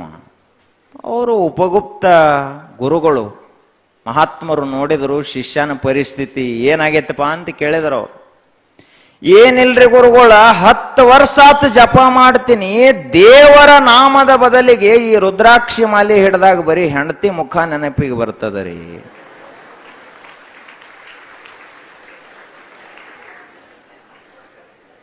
ಪಾಪ ಸಣ್ಣ ವಯಸ್ಸಿನಾಗಿ ಬಿಟ್ಟು ಬನ್ನಿ. 2 ಹುಡುಗರು ಹುಟ್ಟಿದ್ದು, ಏನಾದೋ ಏನು ನಾರೇ ಮಠಕ್ಕೆ ಬನ್ನಿ. ಯಾವ ವೇಳೆದಾಗ ಗುರುಗಳು ನಮ್ಮ ಊರಿಗೆ ಬಂದ್ರು ಏನು ಚಿಂತೆ ಹತ್ತೈತ್ರಿ. ಗುರುಗಳ ಏನು ಮಾಡ್ಲಿ, ನಿಮ್ ಮುಂದೆ ಹೇಳ್ತೀರಾ, ನೀವು ಬೇಯ್ತೀರಿ. ಹೇಳಲಿಲ್ಲ ಅಂದ್ರೆ ಒಳಗರೆ ಇಟ್ಕೊಳ್ಳೋದು ಹೆಂಗದನ್ನ. ಅದಕ್ಕೆ ಇನ್ನೇನು ಮಾಡೋದಪ್ಪ, ಜಪಮಾಲೆ ಹಿಡ್ದ ಅಳ್ಕೋತ ಕೂತಾನೆ ಅಂದವ. ಗುರುಗಳಂದ್ರು ಇಟ್ಟು ನಿನಗಾದ ತ್ರಾಸು ಕೊಡ್ತಿತ್ತಂದ್ರ ಅದನ್ನು ಓದ್ ಹೊಳ್ಯಾಗ ಹೋಗದ್ ಬಿಡಂದ್ರ ಅವರು. ಅವಾಗ ಅವ ಅಂದ, ಗುರುಗಳು ನಾನ ಹೊಳ್ಯಾಗ ಜಿಗಿತನ ಹೊರತು ಅದನ್ನೇನು ಒಗಿದಿಲ್ಲ ಅಂತಂದ.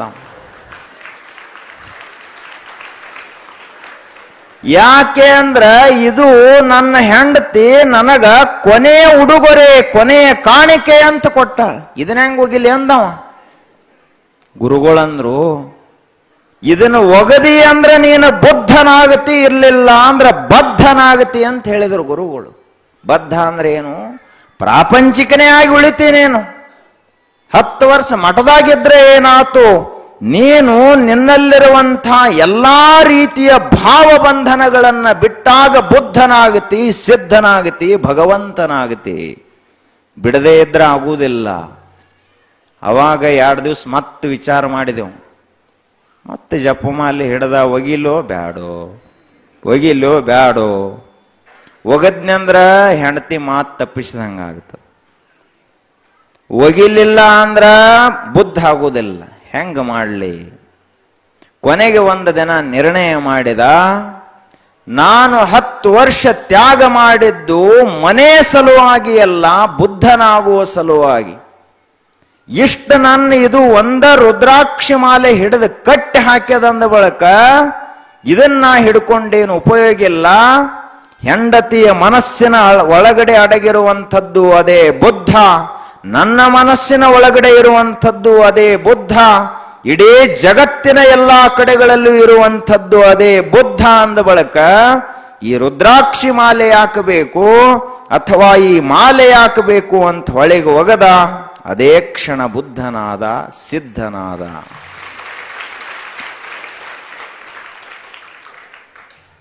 ನೀವು ಏನೇನು ಒಗಿತೀರಿ ನೋಡ್ರಿ ಹೋಗಿ. ಒಗಿದು ಒಗೆಯಬೇಕು, ಮತ್ ಒಗಿಲಿಲ್ಲ ಅಂದ್ರೆ ನಡೆಯಂಗಿಲ್ಲ. ಆದ್ರೆ ಇದು ಬರೇ ಕತೆ, ಇದು ಮ್ಯಾಲಿಂದ ಒಗಿರತ್ ಹೇಳ್ತಾ ಇಲ್ಲ ನಾವು. ಒಳಗೆ ಏನದಾವಲ್ಲ, ನಾನು ನನ್ನದು, ಇದು ಪ್ರಪಂಚ ನನ್ನದು ಅಂತದಲ್ಲ, ಆ ಮಾಲೆಯನ್ನು ತೆಗೆದು ಒಗೆದು ಬಿಡೋದು. ಅವಾಗ ನಾವು ನಿಜವಾಗಿಯೂ ಗುರು ಬಸವ ಶಿವಯೋಗಿಗಳ ಮಹಾ ಶಿಷ್ಯರಾಗ್ತೀವಿ, ನಿಜವಾದ ಭಕ್ತರಾಗ್ತೀವಿ. ಹಂಗಾಗಬೇಕಲ್ಲ, ಗಟ್ಟಿ ಆಗಬೇಕು ಒಮ್ಮೆ. ಈಗ ಹೆಂಗ್ ಹುಡುಗರು ನೋಡ್ರಿ ಎಷ್ಟು ಸೇವಾ ಮಾಡ್ತಾವ. ಸಣ್ಣ ವಯಸ್ಸಿನಲ್ಲಿ ಮನ್ಯಾಗಿರೋ ಹುಡುಗರು ಬಂದು ಮಠದಾಗ ಎಷ್ಟು ಶ್ರದ್ಧೆ ನಿಷ್ಠೆಯಿಂದ ಸೇವಾ ಮಾಡ್ತಾರಂದ್ರ ಇವರು ಕೂಡ ಉರಿಲಿಂಗ ಪೆದ್ದಿಗಳಂತೆ ಒಂದು ದಿನ ಮಹಾಜ್ಞಾನಿಗಳಾಗ್ತಾರ ಅನ್ನೋದ್ರಲ್ಲಿ ಸಂಶಯ ಇಲ್ಲ. ಯಾರು ದೇಹ ಭಾವವನ್ನ ಮರೆತು ಗುರು ಸೇವೆಯನ್ನ ಮಾಡ್ತಾರ, ಯಾರು ಪ್ರಪಂಚವನ್ನ ಮರೆತು ದಾಸೋಹವನ್ನ ಮಾಡ್ತಾರ, ಯಾರು ಈ ಲೋಕವಾರ್ತೆಯನ್ನ ಮರೆತು ಶಿವಾನುಭವವನ್ನ ಮಾಡ್ತಾರ, ಅವರೇ ನಿಜವಾದ ಶರಣರು ಈ ಜಗತ್ತಿನಲ್ಲಿ. ಆಗ ಉರಿಲಿಂಗ ಪೆದ್ದಿಗಳು ಅಂತಹ ಮಹಾಶಿವಶರಣರಾದರು. ಅವರು ಬಹಳಷ್ಟು ವಚನಗಳನ್ನು ಬರೆದರು. ಅವುಗಳನ್ನು ಇವತ್ತಿಗೂ ನಾವು ಓದಿದ್ರ ನಮ್ಮ ತಲೆಯಲ್ಲಿ ಶಿವದೀಪ್ತಿ ಹೊತ್ತಿಕೊಳ್ಳುತ್ತದ. ಅಂತಹ ಶಿವದೀಪ್ತಿ ನಮ್ಮೆಲ್ಲರ ಮನಸ್ಸಿನಲ್ಲಿಯೂ ಹೊತ್ತಿಕೊಳ್ಳಲಿ. ಅಶಾಂತಿಯ, ತಾಪದ, ದುಃಖದ, ಕಷ್ಟ ನಷ್ಟಗಳ ಈ ಭವದ ಮಾಲೆ ನಮ್ಮನ್ನು ಬಿಟ್ಟು ಶಾಶ್ವತವಾಗಿ ತೊಲಗಲಿ. ಶಿವಶರಣರು ಹಚ್ಚಿಕೊಟ್ಟ, ಮಹಾತ್ಮರು ಬೆಳಗಿಸಿಟ್ಟ ವಚನ ಜ್ಯೋತಿ, ಶಿವಶರಣರದ ದರ್ಶನದ ಆ ಜ್ಯೋತಿ ನಮ್ಮೆಲ್ಲರ ಮನಗಳಲ್ಲಿ ಹೊತ್ತಿಕೊಳ್ಳಲಿ. ನಮ್ಮೆಲ್ಲರಿಗೂ ಕೂಡ ಬಸವಣ್ಣನವರ, ಶಿವಶರಣರ ನಿಜವಾದ ಕರುಣೆ ಆಗಲಿ ಅಂತ ಹೇಳಿ ಅವರೆಲ್ಲರ ಪಾದಗಳಲ್ಲಿ ಮತ್ತೊಮ್ಮೆ ಪ್ರಾರ್ಥಿಸ್ತಾ, ನಾಳೆಯಿಂದ ವಿಶೇಷ ಕಾರ್ಯಕ್ರಮ ಪ್ರಾರಂಭ ಆಗ್ತದ. ತಾವೆಲ್ಲರೂ ಹೆಚ್ಚಿನ ಸಂಖ್ಯೆಯಲ್ಲಿ ಆಗಮಿಸಬೇಕು. ಸರಿಯಾಗಿ 7 ಗಂಟೆಯಿಂದ ಪ್ರತಿದಿನದ ಕಾರ್ಯಕ್ರಮ ಪ್ರಾರಂಭ ಆಗ್ತಾವೆ. ಪ್ರವಚನ 7:30ದಿಂದ ಪ್ರಾರಂಭ ಆಗ್ತಿತ್ತು. ಆದರೆ ವಿಶೇಷ ಕಾರ್ಯಕ್ರಮಗಳು 7 ಗಂಟೆಯಿಂದ ಪ್ರಾರಂಭ ಆಗ್ತಾವ. 7ಕ್ಕೆ ಅಕ್ಕವಂದ್ರೆ ನೀವು ಒಂದು 15 ನಿಮಿಷ ಮೊದಲ ಬಂದು ಕೂಡಿರ್ಬೇಕು. ಬಂದು ಯಾರೂ ಗದ್ದಲ ಮಾಡಬಾರದು. ಮೊನ್ನೆ ಹೇಳಿದೆವು ನಾವು, ಅಲ್ಲಿ ಗೇಟ್ನಾಗ ಎಂಟ್ರಿ ಆದ್ರಿ ಅಂದ್ರೆ, ಪ್ರವೇಶ ಆದ್ರಿ ಅಂದ್ರೆ ಬಾಯಿ ಎರಡು ಬಂದ್ ಮಾಡಿ ಒಳಗೆ ಬಂದ್ಬಿಡು, ಮುಗಿದ ಹೊತ್ತು ಕೆಲಸ.